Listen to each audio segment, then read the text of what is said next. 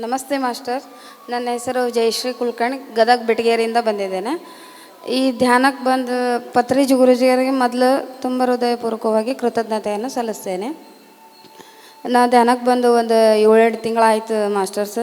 ನನಗೆ ಇದು ಒಂದು 5-6 ವರ್ಷದಿಂದ ಧ್ಯಾನದ ಬಗ್ಗೆ ಪರಿಚಯ ಇತ್ತು, ಬಟ್ ಧ್ಯಾನ ಮಾಡ್ತಿದ್ದಿಲ್ಲ, ಅದ್ರ ಬಗ್ಗೆ ಅಷ್ಟೊಂದು ಗೊತ್ತಿದ್ದಿದ್ದಿಲ್ಲ. ಜಪ ಮಾಡೋದು, ಗ್ರಂಥ ಓದೋದು, ಪ್ರವಚನ ಕೇಳೋದು ಇದೆಲ್ಲ ಮಾಡ್ತಾಯಿದ್ದೆ. ನನಗೊಂದು ಸ್ವಲ್ಪ ಸ್ಕಿನ್ ಅಲರ್ಜಿ ಇತ್ತು. ಅದರ ವತಿಯಿಂದ ನಾನು ಈ ಧ್ಯಾನಕ್ಕೆ ಬಂದೆ. ಹುಬ್ಳಿ ಪಿರಮಣದಲ್ಲಿ ಧ್ಯಾನದ ಮೌತಾರ್ ಫೌಂಡೇಶನ್ ಧ್ಯಾನದ್ದು ನನಗೆ ಪರಿಚಯ ಆಯಿತು. ಒಬ್ಬರು ಮೇಡಮರು ನಾನು ವಾಟ್ಸಪ್ಗೆ ಅಲ್ಲಿದ್ದು ಧ್ಯಾನ ಇದೆ ಬನ್ನಿ ಅಂತಂದು ಕರಪತ್ರ ಹಾಕಿದ್ರು. ಅವಾಗ ಅದು ನೋಡ್ಕೊಂಡು 3 ದಿನ ಇತ್ತು, ಅಲ್ಲಿ ಹೋಗಿದ್ದೆ. ಅಲ್ಲೇ ಏನಿತ್ತು ಅಂತಂದರೆ, ಇದು ಧ್ಯಾನನೂ ಮಾಡ್ತೀನಿ ಡೈಲಿ ನಾನು, ಮುಂಜಾನೆ ಸಂಜೆಗೆ 2 ಹೊತ್ತು. ಅದರೊಟ್ಟಿಗೆ ನಿನ್ನೆ ಸರ್ ರಂಗನಾಥ್ ಸರ್ ಬಂದಿದ್ರು ನೋಡ್ರಿ. ಅವರು ಇದನ್ನು ಶಿವಮೂತ್ರ ಚಿಕಿತ್ಸೆ ಬಗ್ಗೆ ಎಲ್ಲ ಹೇಳಿದರು, ಎಲ್ಲರೂ ಕೇಳಿರ್ಬೇಕಂತೈತಿ. ಅಲ್ಲೇ ಹೊರಗಡೆ ಸ್ಟಾಲನ್ನು ಹಾಕಿದ್ದಾರೆ ಅವರು, ಅದು ಪಾಂಪ್ಲೆಟ್ ಇದ್ದಾವೆ, ಎಲ್ಲರೂ ತೊಗೊಂಡು ಹೋಗ್ಬೇಕಾರೆ. ಅದು ಶಿವಮೂತ್ರದ ಬಗ್ಗೆ ಅಲ್ಲೇ ಹುಬ್ಳಿ ಪಿರಮಿಡ್ದಾಗ ಹೇಳಿದರು. ಅದು ಶಿವಮೂತ್ರ ಅಂದರೆ ಅವಾಗ ಇವಾಗ ನೋಡಿರಿ, ಸಣ್ಣವರಿದ್ದಾಗೆಲ್ಲ ಹಳೆ ಕಾಲದಾಗೆಲ್ಲ ಗೊತ್ತಿರ್ತೈತಿ. ಈಗಿನವ್ರಿಗೆ ಅದು ಕೆಲವರಿಗೆ ಗೊತ್ತಿರ್ಬೋದು, ಗೊತ್ತಿರದೇನೆ ಇರ್ಬೋದು. ಆಡುಭಾಷೆದಾಗ ಹೇಳ್ತಾರೆ, ಸಣ್ಣ ಮಕ್ಕಳು ಏನರ ಬಿದ್ರೆ ಗಾಯ ಆದ್ರೆ ಅವ್ರು ಹುಚ್ಚಿನ ಅವ್ರು ಕುಡಿಸ್ರಿ ಅದು ಕಡಿಮೆ ಆಗ್ತೈತೆ ಅಂತಿದ್ರು. ಬಟ್ ನಾವೆಲ್ಲ ಈಗ ದೊಡ್ಡವರಾದ ನಮ್ಗೆ ಅದು ಹೆಂಗಪ್ಪ ಶಿವಮೂತ್ರ ಕುಡಿಯೋದಂತ ಒಂಥರ ಅಸಹ್ಯ, ಒಂಥರ ಇದು ಅನ್ನಿಸ್ತೈತಿ. ಬಟ್ ಶಿವಮೂತ್ರದ ಬಗ್ಗೆ ನಾನು ಹುಬ್ಳಿ ಪಿರಮಿಡ್ದಾಗ ತಿಳ್ಕೊಂಡ ಮೇಲೆ, ಮತ್ತು ಅವ್ರದ್ದು ಜೂಮ್ ಲಿಂಕ್ ಇರ್ತೈತಿ, ಅದ್ರಾಗ ಜಾಯ್ನ್ ಆದೆ. ಮತ್ತು ಅವ್ರ ವೀಡಿಯೋಸ್ಗಳೆಲ್ಲ ನೋಡಿದೆ ನಾನು. ಮೊದಲೆಲ್ಲ ಅವ್ರವ್ರು ಯಾರ್ಯಾರು ಶಿವಮೂತ್ರ ತೊಗೊತಾರಲ್ಲ ಅದ್ರದ್ದೆಲ್ಲ ಅನುಭವ ಕೇಳ್ತಾ ಬಂದೆ. ಕೇಳ್ತಾ ಅಂದಮೇಲೆ ನನಗೆ ಇಲ್ಲಿ ಸ್ಕಿನ್ ಅಲರ್ಜಿ ಏನಿದೆಯಲ್ಲ 2 ಕೈಗಳಲ್ಲಿ ಫುಲ್ಲು ಏನಂದ್ರೆ ಎಲ್ಲ ಎಷ್ಟು ದವಾಖಾನೆ, ಒಂದು 15-20 ವರ್ಷ ಆಯ್ತು ನಾನು ದವಾಖಾನೆ ತೋರ್ಸಕ್ಕಂತು. ಎಷ್ಟು ರೊಕ್ಕ ಹಾಕಿದ್ನೆ ಅಂದ್ರೆ ಅದು ಹೇಳೋಕ್ಕಾಗಲ್ಲ, ಅಷ್ಟು ರೊಕ್ಕ ಹಾಕಿದ್ದೆ ನಾನು. ಬಟ್ ಹೆಂಗಾಕಿತ್ತು, ಗುಣ ಆಗ್ತಿತ್ತು. ಬಟ್ ಒಂದು ಕಡೆ ಗುಣ ಆಗಿ ಕೆಬ್ರಕೊಂಡ್ರೆ ಮತ್ತೆ ಗಾಯಬ ಆಗೋದು, ಮತ್ತೊಂದು ಕಡೆ ಮಾಯಾಗೋದು, ಮತ್ತೊಂದು ಹಿಂಗೆ ಹಾಕ್ತೆ. ಹಾಗೆ 15-20 ವರ್ಷ ದವಾಖಾನೆ ತೋರಿಸಿದ್ರು ಗುಣ ಆಗ್ಲಾರ್ದು ನನಗೆ. ಆ ಶಿವಮೂತ್ರ ಚಿಕಿತ್ಸೆ ಹೇಳಿದ ಮೇಲೆ ಡೈಲಿ ಮುಂಜಾನೆ ಬೆಳಗ್ಗೆ ಅದನ್ನು ಒಂದು ಚಹಾ ಕುಡಿಯೋ ವಾಟೆಯಲ್ಲಿ ಒಂದು ವಾಟೆದಷ್ಟು ದಿನ ಕುಡ್ಕೋಂತ ಬಂದೆ ನಾನು. ಮತ್ತು ಅದನ್ನು ಯಾವ ಟೈಪ್ ಮಾಡಬೇಕು ಅನ್ನೋದನ್ನು ಅದರೊಳಗಿರುವಂಥ ಮಾಸ್ಟರ್ಸ್ ಒಂದು 2 ಹೇಳಿದ್ರು ನನಗೆ. ಅದ್ರ ಪ್ರಕಾರ ನಾನು ಪಾಲನೆ ಮಾಡ್ಕೊತ ಬಂದೆ. ಮತ್ತು ಬಾಡಿಗೆಲ್ಲ ಮೆಸೇಜ್ ಮಾಡ್ತಾನೆ, ಹಚ್ಕೊಂಡು ಒಂದು ಅರ್ಧ ತಾಸು ಬಿಟ್ಟು ಸ್ನಾನ ಮಾಡ್ತೀನಿ. ಅದು ಮಾಡೋದ್ರಿಂದ ಈಗ ಅವೆಲ್ಲ ತಿಂಡಿ ಬಿಡೋಂಗಿಲ್ಲ, ಮತ್ತು ಕಲೆಗಳ ಸತೆ ಹೊಂಟಿದ್ದಾವೆ, ಮತ್ತು ಗಾಯಗಳು ಪೂರ್ತಿ ಒಣಗಾಕತ್ತಾವೆ. ಅಂದ್ರೆ ಶಿವಮೂತ್ರ ಮತ್ತು ಧ್ಯಾನ ಎಷ್ಟಿದೆ ಅಂತಂದ್ರೆ, ನಾನು ಈಗ 7-8 ತಿಂಗಳಾಯ್ತು ಒಂದು ದವಾಖಾನೆಗೆ ಹೋಗಿಲ್ಲ. ಇದು ಸ್ಕಿನ್ ಅಲರ್ಜಿ ಶಿವಮೂತ್ರ ಕುಡಿಯೋದ್ರಿಂದ ಇಷ್ಟೆಲ್ಲ ಇದರಿಂದ ಲಾಭ ಒಳ್ಳೆಯದಾಗೈತಿ. ಯಾರಿಗೆ ಆದರೆ ಏನರ ತೊಂದರೆ ಇದ್ದರೂ ಕೂಡ, ತೊಂದರೆ ಇರಲಿ ಬೀಳಲಿ, ಬಟ್ ತೊಂದರೆ ಇದ್ದರೂ ಸ್ವಲ್ಪ ಹೆಚ್ಚಿಗೆ ಕುಡಿಬೋದು, ತೊಂದರೆ ಇರಲ್ಲ ಸ್ವಲ್ಪ ಕಡಿಮೆ ಕುಡಿದ್ರೂ ಪರವಾಗಿಲ್ಲ. ನಮ್ಮ ಶಿವಮೂತ್ರ ನಾವು ಕುಡಿಯೋದ್ರಿಂದ ಏನಾಗ್ತೈತೆ ಅಂದ್ರೆ, ಏನೇನು ತೊಂದರೆಗಳಿರ್ತಾವಲ್ಲ ಅವೆಲ್ಲ ಗುಣ ಆಗ್ತವೆ. ಅದು ಬೆಳಗ್ಗೆ ಬರ್ತದಲ್ಲ 4 ಹನಿ ಬಿಡಬೇಕು, 4 ಹನಿ ಮಧ್ಯೆ ಬಂದಿದ್ದು ಹಿಡ್ಕೋಬೇಕು, ಮತ್ತು ಲಾಸ್ಟ್ 4 ಹನಿ ಬಿಡಬೇಕು. ಈ ಟೈಪ್ ಕುಡಿಯೋದ್ರಿಂದ ಏನಾಗ್ತೈತಿ. ಆಮೇಲೆ ಆಹಾರ ಪದ್ಧತಿ ಒಂದು ಚೇಂಜ್ ಇರಬೇಕು. ಈಗ ಇಲ್ಲಿ ಎಲ್ಲ ಡೈಲಿ ಬೆಳಗ್ಗೆ ನಾಷ್ಟ ಮತ್ತು ಸಾಯಂಕಾಲ ಪ್ರಸಾದ ಇರ್ತೈತಲ್ಲ, ಅದೇ ಟೈಪ್ ಆಹಾರ ಪದ್ಧತಿ ಇರಬೇಕು. ನಾವು ಮನೆಯೊಳಗೆ ಏನು ಮಾಡ್ತೀವಿ, ಹುಳಿ ಉಪ್ಪು ಖಾರ ಅದೆಲ್ಲ ಸ್ವಲ್ಪ ಜಾಸ್ತಿ ತಿಂತೀವಿ. ನನಗೆ ಆ್ಯಕ್ಚುಲಿ ಶಿವಮೂತ್ರ ಕುಡಿಯೋದ್ರಿಂದ ಆಹಾರ ಪದ್ಧತಿ ಒಳಗೆ ಮನೆಯೊಳಗೆ ಸೊಪ್ಪು ಖಾರ ಹುಳಿ ಉಪ್ಪು ಕರ್ದಿದ್ದ ಪದಾರ್ಥ ಇದೆಲ್ಲ ಬಹಳ ತಿಂತಿದ್ದೆ. ಈಗ ಇಲ್ಲಿ ಹೆಂಗೆ ಆಹಾರ ಪದ್ಧತಿ ಹೇಳಿದ್ರಲ್ಲ ಅದನ್ನು ಪ್ರಕಾರ ನಾನು ಮಾಡ್ಕೊತ ಬಂದೆ. ಇವೆಲ್ಲ ನನಗೆ ಕಡಿಮೆ ಆಗಿದ್ದವು. ಅದಕ್ಕೆ ನನಗದು ಅನುಭವ ಆಗಿದ್ದ ಎಲ್ಲರಿಗೂ ಹೇಳಬೇಕಂತ ಅನ್ನಿಸ್ತು. ಈ ಒಂದು 5 ನಿಮಿಷ ಇದು ಹೆಚ್ಚಿನ ಮಾಹಿತಿ ಮೌತಾರ್ ಫೌಂಡೇಶನ್ ಜೂಮ್ ಲಿಂಕ್ ಇದೆ, ಎಲ್ಲರೂ ಆ ಲಿಂಕಿಗೆ ಜಾಯ್ನ್ ಆಗಿರಿ, ನಿಮಗೆ ಹೆಚ್ಚಿನ ಮಾಹಿತಿ ಎಲ್ಲ ಸಿಗ್ತೈತಿ. ಇಲ್ಲೇ ಟೈಮ್ 5 ನಿಮಿಷ ಇರೋದಕ್ಕೆ, ಅದಕ್ಕೆ ನಾನು ಶಾರ್ಟ್ಕಟ್ನಾಗ 2 ನಿಮಿಷ ಮಾತಾಡಲಿಕ್ಕೆ ಅವಕಾಶ ಮಾಡಿಕೊಟ್ಟಿದ್ದು ಮೇಡಮ್ ಅವರಿಗೆ ತುಂಬ ಧನ್ಯವಾದಗಳು. Thank you madam. ಮುರಳಿ, ಕೋಲಾರದಿಂದ ಬಂದಿರತಕ್ಕಂಥ ಮುರಳಿಯ ಅನುಭವವನ್ನು ಕೇಳೋಣ.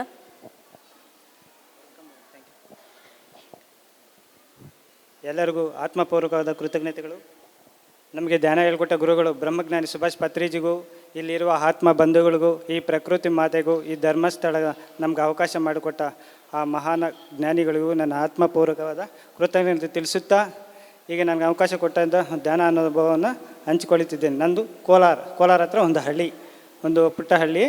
ಆ ಹಳ್ಳಿಯಿಂದ ನಾನು ಇಲ್ಲಿ ಬಂದಿದ್ದೇನೆ. ಈಗ ನನ್ನ ಧ್ಯಾನ ಅನುಭವ 4 ವರ್ಷ ಆಯಿತು ನಾನು ಧ್ಯಾನಕ್ಕೆ ಬಂದು. 2021ರಲ್ಲಿ ಕೊರೋನಾ ಟೈಮಲ್ಲಿ ನಾನು ಬಂದಿರೋದು, ಅಕ್ಟೋಬರ್ ನವಂಬರ್ ಮಧ್ಯದಲ್ಲಿ. ಆಗ ನಾನು ಭಕ್ತಿ ಮಾರ್ಗದಲ್ಲಿದ್ದೆ, ಭಕ್ತಿ ಮತ್ತು ಪೂಜೆ ಮಾರ್ಗದಲ್ಲಿದ್ದೆ.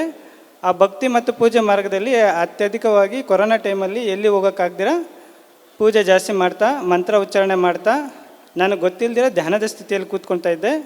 ಆದರೆ ಒಂದು ದಿವಸ ನನಗೆ ಶಿರ್ಡಿ ಸಾಯಿಬಾಬಾ ಅವರು ಕನೆಕ್ಟಾಗಿ ಕನಸಿನಲ್ಲಿ ಬಂದು ಅವರು ನನ್ನ ಪರಿಚಯ ಆದರು. ಆಗ ನನ್ನನ್ನು ಕರೆದು ಒಂದು ಕಣ್ಣು ಕೊಟ್ಟು ಹಲ್ಲ ಹಚ್ಚಕರೆಗ ಅಂತ ಹೊರಟೋದ್ರು. ಮತ್ತು ಮಾರನೇ ದಿವಸ ಬಂದು ಅವರು ಶಿರ್ಡಿಯಲ್ಲಿ ಯಾವ ರೀತಿ ಬಾಡಿ ವಿಕೆಟ್ ಮಾಡಿದ್ರು ಅದೇ ರೀತಿ ಬಾಡಿ ವಿಕೆಟ್ ಮಾಡಿ ನನಗೊಂದು ವಿಡಿಯೋ ಥರ ತೋರಿಸಿಕೊಟ್ರು. ಆ ವಿಡಿಯೋ ತೋರಿಸಿದ ತಕ್ಷಣ ನಾನು ಕೇಳಿದೆ, ಆ ಒಂದು ಶಿರ್ಡಿಯಲ್ಲಿ ಗುರುಗಳಾಗಿ ನೀವಿದ್ರಿ, ಈ ಕಲಿಯುಗದಲ್ಲಿ ನಮಗೆ ಗುರುಗಳನ್ನು ಯಾರು ತೋರಿಸ್ತೀರಾ ಅಂತ. ಆಗ ಅವರು ತೋರಿಸಿದ್ದು ಬ್ರಹ್ಮಜ್ಞಾನಿ ಸುಭಾಷ್ ಪತ್ರಿಜಿ ಅವರನ್ನು. ಆ ಪತ್ರಿಜಿಯನ್ನು ನಾನು ವಿಡಿಯೋದಲ್ಲಿ ನೋಡಿ ಧ್ಯಾನ ಕಲ್ತ್ಕೊಂಡು, ನಾನು ಅದಕ್ಕೆ ಮುಂಚೆ ಧ್ಯಾನ ಮಾಡ್ತಾಯಿದ್ದೆ, ಆ ಒಂದು ಎನರ್ಜಿ ನನ್ನಲ್ಲಿ ಪಾಸ್ ಆಗ್ತಾಯಿದ್ರು ಗೊತ್ತಾಗ್ತಾ ಇರಲಿಲ್ಲ. ಆ ಒಂದು ಎನರ್ಜಿ ಧ್ಯಾನದಲ್ಲಿ ಕೂತ್ಕೊಂಡಾಗ ಆಗ ಗೊತ್ತಾಯಿತು, ಪತ್ರಿಜಿ ಹೇಳೋ ಒಂದೊಂದು ಮಾತನ್ನು ಕೇಳ್ತಾ ಧ್ಯಾನ ಮಾಡ್ತಾಯಿದ್ರೆ ಆಗ ಯಾವ ರೀತಿ ಧ್ಯಾನ ಮಾಡಬೇಕು ಏನು ಅಂತ ಆ ಎನರ್ಜಿನ ಫೀಲ್ ಆಗ್ತಾಯಿದ್ದೆ. ಆಗ ಶಿರ್ಡಿ ಸಾಯಿಬಾಬಾರ ದರ್ಶನ ಆಗಿದ ತಕ್ಷಣ ಪತ್ರಿಜಿಯವರ ದರ್ಶನ ಆಯಿತು. ತದನಂತರ ನಮ್ಮ ಪ್ರಕೃತಿಯಲ್ಲಿ ವಿಗ್ರಹಗಳ ರೂಪದಲ್ಲಿರುವ ದೇವತೆಗಳು ಎಲ್ಲರೂ ಧ್ಯಾನದಲ್ಲಿ ಕೂತ್ಕೊಂಡ್ರೆ ದೇವಸ್ಥಾನಕ್ಕೆ ಹೋಗೋಕ್ಕೂ ಮುಂಚೆನೇ ಹೋಗ್ತಾ ಇದ್ದವನಿಗೆ ಎಲ್ಲ ದೇವತೆಗಳ ದರ್ಶನ ಆಗ್ತಾಯಿತ್ತು. ಯಾವ ದೇವರು ಅಂತ ನಾವು ಸರಸ್ವತಿ, ಪಾರ್ವತಿ ಆಗಿರ್ಬೋದು, ಗಣಪತಿ, ಎಲ್ಲ ದೇವತೆಗಳು ನಮ್ಮ ಕಣ್ಮುಂದೆ ಬಂದು ನಮಗೆ ಧ್ಯಾನದಲ್ಲಿ ಕಾಣಿಸ್ತಾ ಇದ್ದರು. ಮುಂಚೆನೇ ನಾನು ಎಲ್ಲನ ಹೋಗ್ಬೇಕಂತಿದ್ದರೂ ಕೂಡ ನನಗೆ ಆ ಒಂದು ದೃಶ್ಯಗಳು ಮುಂಚೆ ನಾನು ಎಲ್ಲಿ ಹೋಗ್ತೀನಿ ಅನ್ನೋದು ಕೂಡ ಗೊತ್ತಾಗ್ತಾ ಇತ್ತು. ಅಂಥ ಧ್ಯಾನದಲ್ಲಿ ನಾನು ಗೊತ್ತಿಲ್ಲದಿರೋ ಒಂದು 3 hours 4 hours ದಿನಕ್ಕೆ ಧ್ಯಾನ ಮಾಡ್ತಾ ಹೋಗ್ತಾ ಇದ್ದೆ. ಆ ಧ್ಯಾನ ಮಾಡ್ತಾ ಇದ್ದಂತೆ ನನ್ನಲ್ಲಿ ಈ 7 ಚಕ್ರಾಸು ನನಗೆ ಗೊತ್ತಿಲ್ಲದಿರೇ ಯಾರು ಹೇಳ್ದಿರೇ ಆಕ್ಟಿವೇಶನ್ ಆಗ್ತು. ಆಜ್ಞಾ ಚಕ್ರವರೆಗೂ ಆಕ್ಟಿವೇಶನ್ ಆಯಿತು. ಆಜ್ಞಾ ಚಕ್ರದಲ್ಲಿ ಯಾವ ರೀತಿ ಆಕ್ಟಿವೇಶನ್ ಆಗ್ತಂದರೆ ಒಂದು ನಕ್ಷತ್ರದಂತೆ ಪಳಪಳ ಹೊಳೆಯುತ್ತಾ ಆಜ್ಞಾ ಚಕ್ರ ಓಪನ್ ಆಯಿತು. ಆಗ ನಾನು ನನ್ನ ಒಳಗಡೆ ಏನೋ ಒಂದು ಸೋಲ್ ಆಚೆ ಹೋಗ್ತಾ ಇದ್ದಂಗಿದೆ ಅಂತ ಭಯಪಟ್ಟೆ. ಆದರೆ ಅದು ಎಲ್ಲ ತಿಳ್ಕೊಂಡ್ಮೇಲೆ, ಇವೆಲ್ಲ ಆಕ್ಟಿವೇಶನ್ ಆದಮೇಲೆ ತಿಳ್ಕೊಂಡ್ಮೇಲೆ ಅದು ಆಜ್ಞಾ ಚಕ್ರ ಅಂತ ಗೊತ್ತಾಯಿತು. ತದನಂತರ ನಾವು ಎಲ್ಲೇ ಏನೇ ವಿಷಯಗಳು ಬೇಕಂದ್ರೂ ಕೂಡ ಧ್ಯಾನದಲ್ಲಿ ತಿಳ್ಕುವಂಥ ಶಕ್ತಿ ಮತ್ತು ಜ್ಞಾನ ನನಗೆ ಸಿಕ್ತು. ತದನಂತರ ಪತ್ರಿಜಿಯವ್ರನ್ನ ಮೀಟ್ ಮಾಡಬೇಕು ಅಂತ ನಾನು ಧ್ಯಾನ ಮಾಡ್ತಾಯಿದ್ರೆ ಅವ್ರು ಬೆಂಗಳೂರಲ್ಲಿರುವಂಥ ಪಿರಮಿಡ್ ವ್ಯಾಲಿ ಕೂಡ ನನಗೆ ಧ್ಯಾನದಲ್ಲೇ ಕಾಣಿಸ್ತು. ಆಗ ಅಲ್ಲಿ ಹೋದಾಗ ಅವರು ಅಲ್ಲಿದ್ದರು. ಅವ್ರ ಜೊತೆ ಮೀಟ್ ಮಾಡಿ ಅವರನ್ನು ಪರಿಚಯ ಮಾಡಿಕೊಂಡು ಅವರನ್ನು ಸ್ಪರ್ಶವಾಗಿ ಮಾಡ್ತಾ ಎಲ್ಲ ಮಾಸ್ಟರ್ಸ್ ನನಗೆ ಪಿರಮಿಡ್ ಮಾಸ್ಟರು ಗೊತ್ತಿಲ್ಲ. ಫಸ್ಟ್ ನನಗೆ ಪರಿಚಯ ಆಗಿದ್ದು pyramid master Ballari pyramid master. ಅವ್ರ ಮುಖಾಂತರ ಮತ್ತೆ ನನಗೆ ಪಕ್ಕದಲ್ಲಿರೋ ಚಿಂತಾಮಣಿ ಮಾಸ್ಟರ್ಸ್ ಎಲ್ಲ ಒಬ್ಬೊಬ್ಬರೇ ಪರಿಚಯ ಆದರು.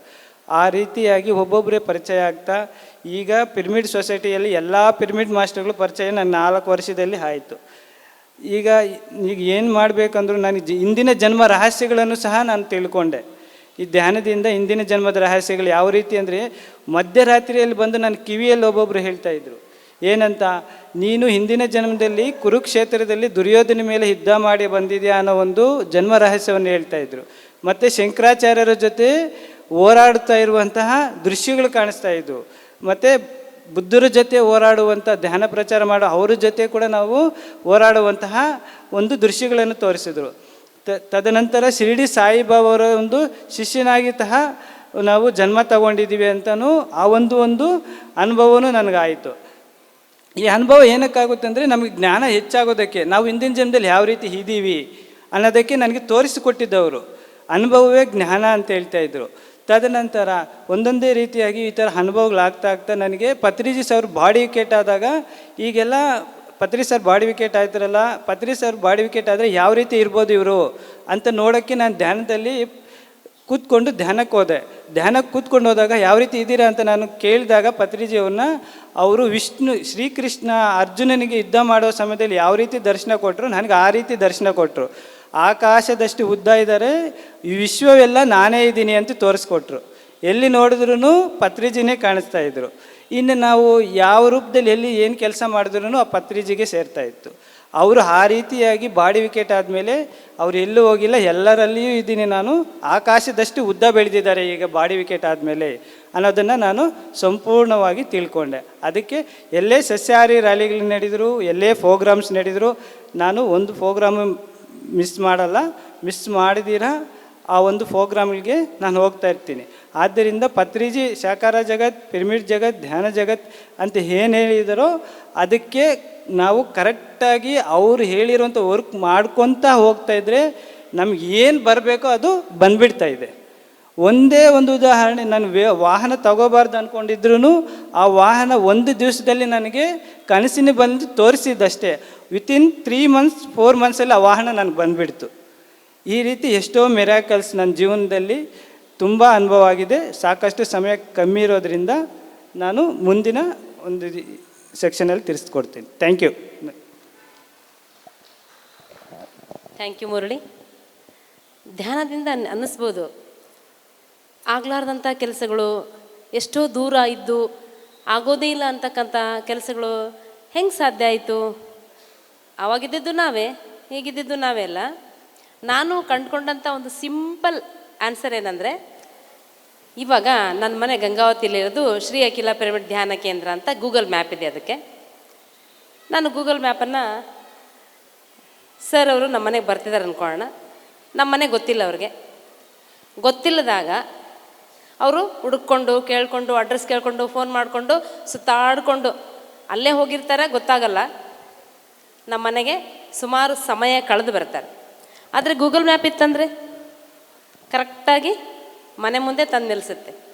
ಅದೇ ಥರ ನಮಗೆ ಬರಬೇಕಾದ ಸಂಬಂಧ ಬಾಂಧವ್ಯಗಳು, ಆರೋಗ್ಯ, ಸಮೃದ್ಧಿ, ಅವಕಾಶಗಳು ಎಲ್ಲವೂ ಕೂಡ ಯೂನಿವರ್ಸಲ್ಲಿ ವೇಟ್ ಮಾಡ್ತಾ ಇದ್ದೋ ನಮ್ಮ ಸಲುವಾಗಿ. ನಾವೇನು ಮಾಡ್ತಾ ಇದ್ದೀವಿ, ನಮ್ಮ ಒಳಗಡೆ, ನಮ್ಮ ಆರ ಒಳಗಡೆ ಕಸವನ್ನು ತುಂಬಿಕೊಂಡು ಡಸ್ಟ್ಬಿನ್ ಮಾಡಿಕೊಂಡಾಗ ಮತ್ತು ಅದಕ್ಕೆಲ್ಲ ದಾರಿ ಸಿಗ್ತಾ ಇಲ್ಲ ಬರೋದಕ್ಕೆ. ಯಾವಾಗ ಧ್ಯಾನ ಮಾಡಿ ನಮ್ಮ ಆರಾವನ್ನು ಕ್ಲೆನ್ಸ್ ಮಾಡ್ಕೊತೀವಿ,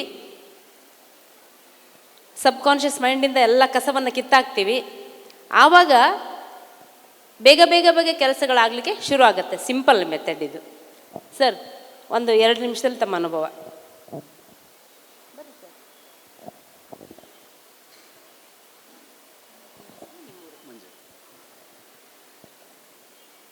ಎಲ್ಲರಿಗೂ ನಮಸ್ಕಾರ.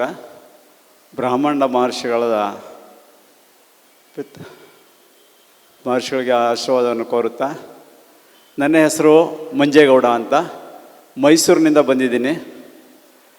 ನನಗೆ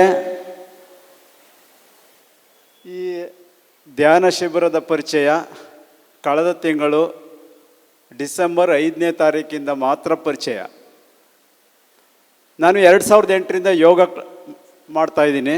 ಸುಮಾರು 2 ವರ್ಷ ಕುಂಠಿತ ಆಗಿ ಪುನಃ ಹೋಗೋದು, ತಪ್ಪಿಸ್ಕೊಳ್ಳೋದು, ಹೀಗೆ ಮಾಡ್ಕೊಂಡು ಬರ್ತಾಯಿದ್ದೆ.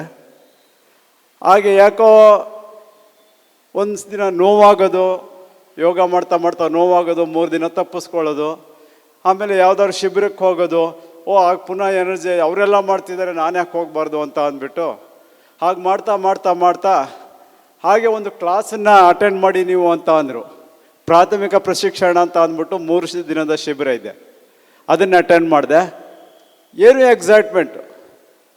ನನಗೆ 2:30 ಮನೆಗೆ ಬಂದಿದ್ದೀನಿ, ಪುನಃ 5 ಗಂಟೆಗೆ ಕ್ಲಾಸು. ಆದರೆ 2:30ಗೆ ನಾನು ಬಂದು ಗೌರಿಬಿದನೂರಿಂದ ಮೈಸೂರಿಗೆ ಬಂದು ಪುನಃ 5 ಗಂಟೆಗೆ ಕ್ಲಾಸ್ಗೆ ಇದು ಹೇಳಲೇಬೇಕು, ಏನು ನಮ್ಮ ಅಲ್ಲಿ ಹೇಳ್ಕೊಟ್ಟಿದ್ದಾರೆ ಅದನ್ನು ಮೆಸೇಜ್ ಕೊಡಲೇಬೇಕು ಅಂತ. ನಾನು ಒಂದಿನ ಸ್ಟೇಜ್ ಮೇಲೆ ಬಂದವನಲ್ಲ. ನೀವು ಕ್ಲಾಸ್ ತಗೊಂಡಿದ್ದೀರಲ್ಲ, ನೀವು ಬಂದು ಸ್ಟೇಜಲ್ಲಿ ಏನು ನೀವು ಪಡ್ಕೊಂಡು ಬಂದಿರೋಂಥ ಜ್ಞಾನವನ್ನು ಹೇಳಬೇಕು ಅಂದರು. ಕೈ ಕಾಲು ನಡುಗ್ತಾ ಇದೆ. ಆದರೆ ಅಲ್ಲಿ ಧೈರ್ಯ ಕೊಟ್ಟಿದ್ದರು. ಒಂದು ಚೂರು ಹಿಡಿಲಿಲ್ಲ.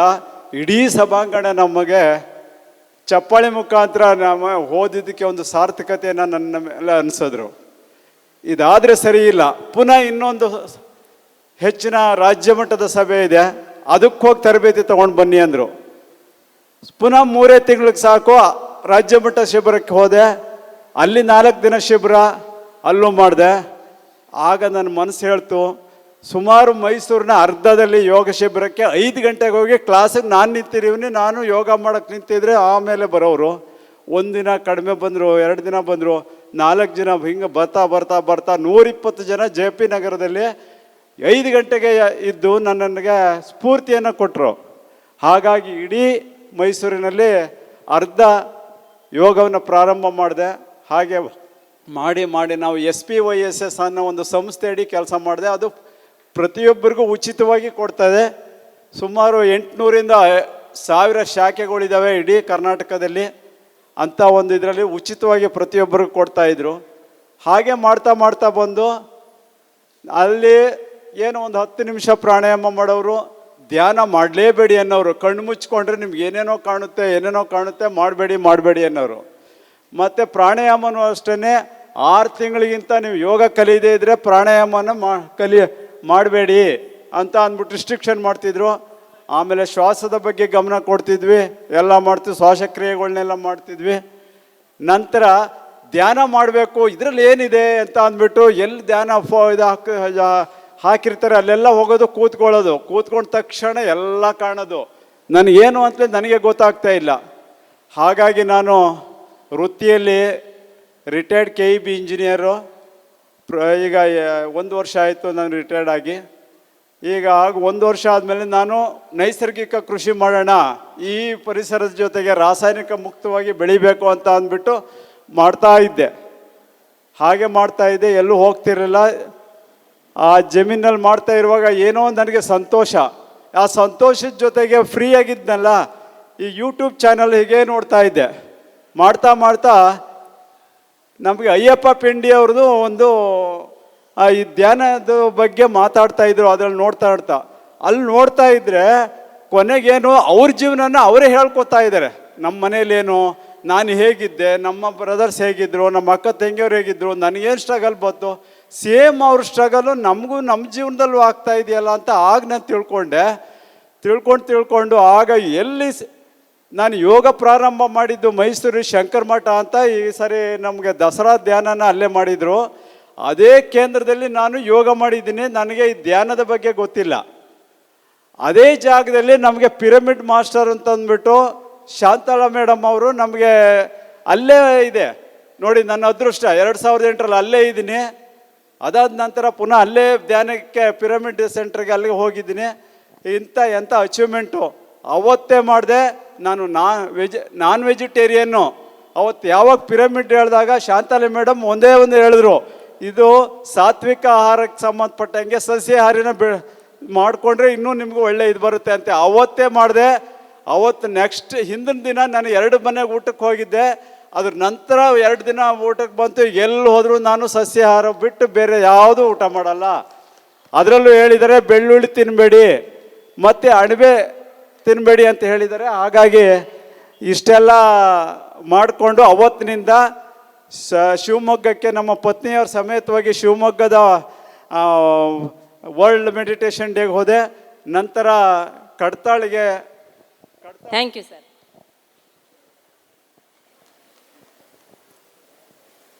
ಡಾಕ್ಟರ್ ಶಶಿಕಾಂತ್ ಜೈನ್ ಸರ್ ಅವರು ವೇದಿಕೆಗೆ ಆಗಮಿಸಬೇಕು. ಅವರು ಜೀವನ ಶೈಲಿ ಅದರ ಬಗ್ಗೆ ಒಂದಷ್ಟು ಮಾಹಿತಿಯನ್ನು ನೀಡಲಿದ್ದಾರೆ. ಒಂದು ಚಪ್ಪಾಳೆ ಮೂಲಕ ಸರ್ನ ಸ್ವಾಗತಿಸ್ಕೊಳ್ಳೋಣ. ಶ್ರೀ ಕ್ಷೇತ್ರ ಧರ್ಮಸ್ಥಳ ರೂವಾರಿ ಪ್ರಕಾಶ್ ಬಾಬು ಸರ್ ಆದರೆ ಊರುಗೋಲು ಡಾಕ್ಟರ್ ಶಶಿಕಾಂತ್ ಜೈನ್ ಸರ್ ಮತ್ತು ಅವರ ತಂಡ. ಒಂದು ಜೋರಾದ ಚಪ್ಪಾಳೆ ಬರಲಿ.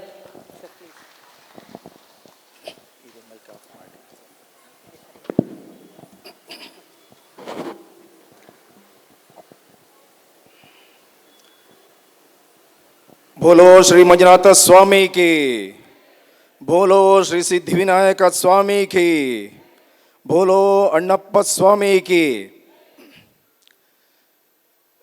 पूज्य ರಾಜರ್ಷಿ ಡಾಕ್ಟರ್ ಡಿ ವೀರೇಂದ್ರ ಹೆಗಡೆಯವರು ಹಾಗೂ ಮಾತೃಶ್ರೀ ಅಮ್ಮನವರಿಗೆ ಪ್ರಣಾಮಗಳನ್ನು ಸಲ್ಲಿಸುತ್ತಾ,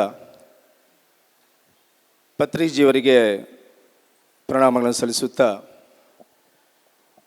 ಬೇರೆ ಬೇರೆ ಜಿಲ್ಲೆ ರಾಜ್ಯದಿಂದ ಬಂದಂತಹ ಪಿರಮಿಡ್ ಮಾಸ್ಟರ್ಗಳೇ ಹಾಗೂ ಆತ್ಮೀಯರಾದ ಸುಬ್ರಹ್ಮಣ್ಯ ಸರ್ ಅವರೇ, ಬೇರೆ ಬೇರೆ ಜಿಲ್ಲೆಗಳಿಂದ ಶ್ರೀ ಕ್ಷೇತ್ರ ಧರ್ಮಸ್ಥಳಕ್ಕೆ ಆಗಮಿಸಿದ್ದೀರಿ.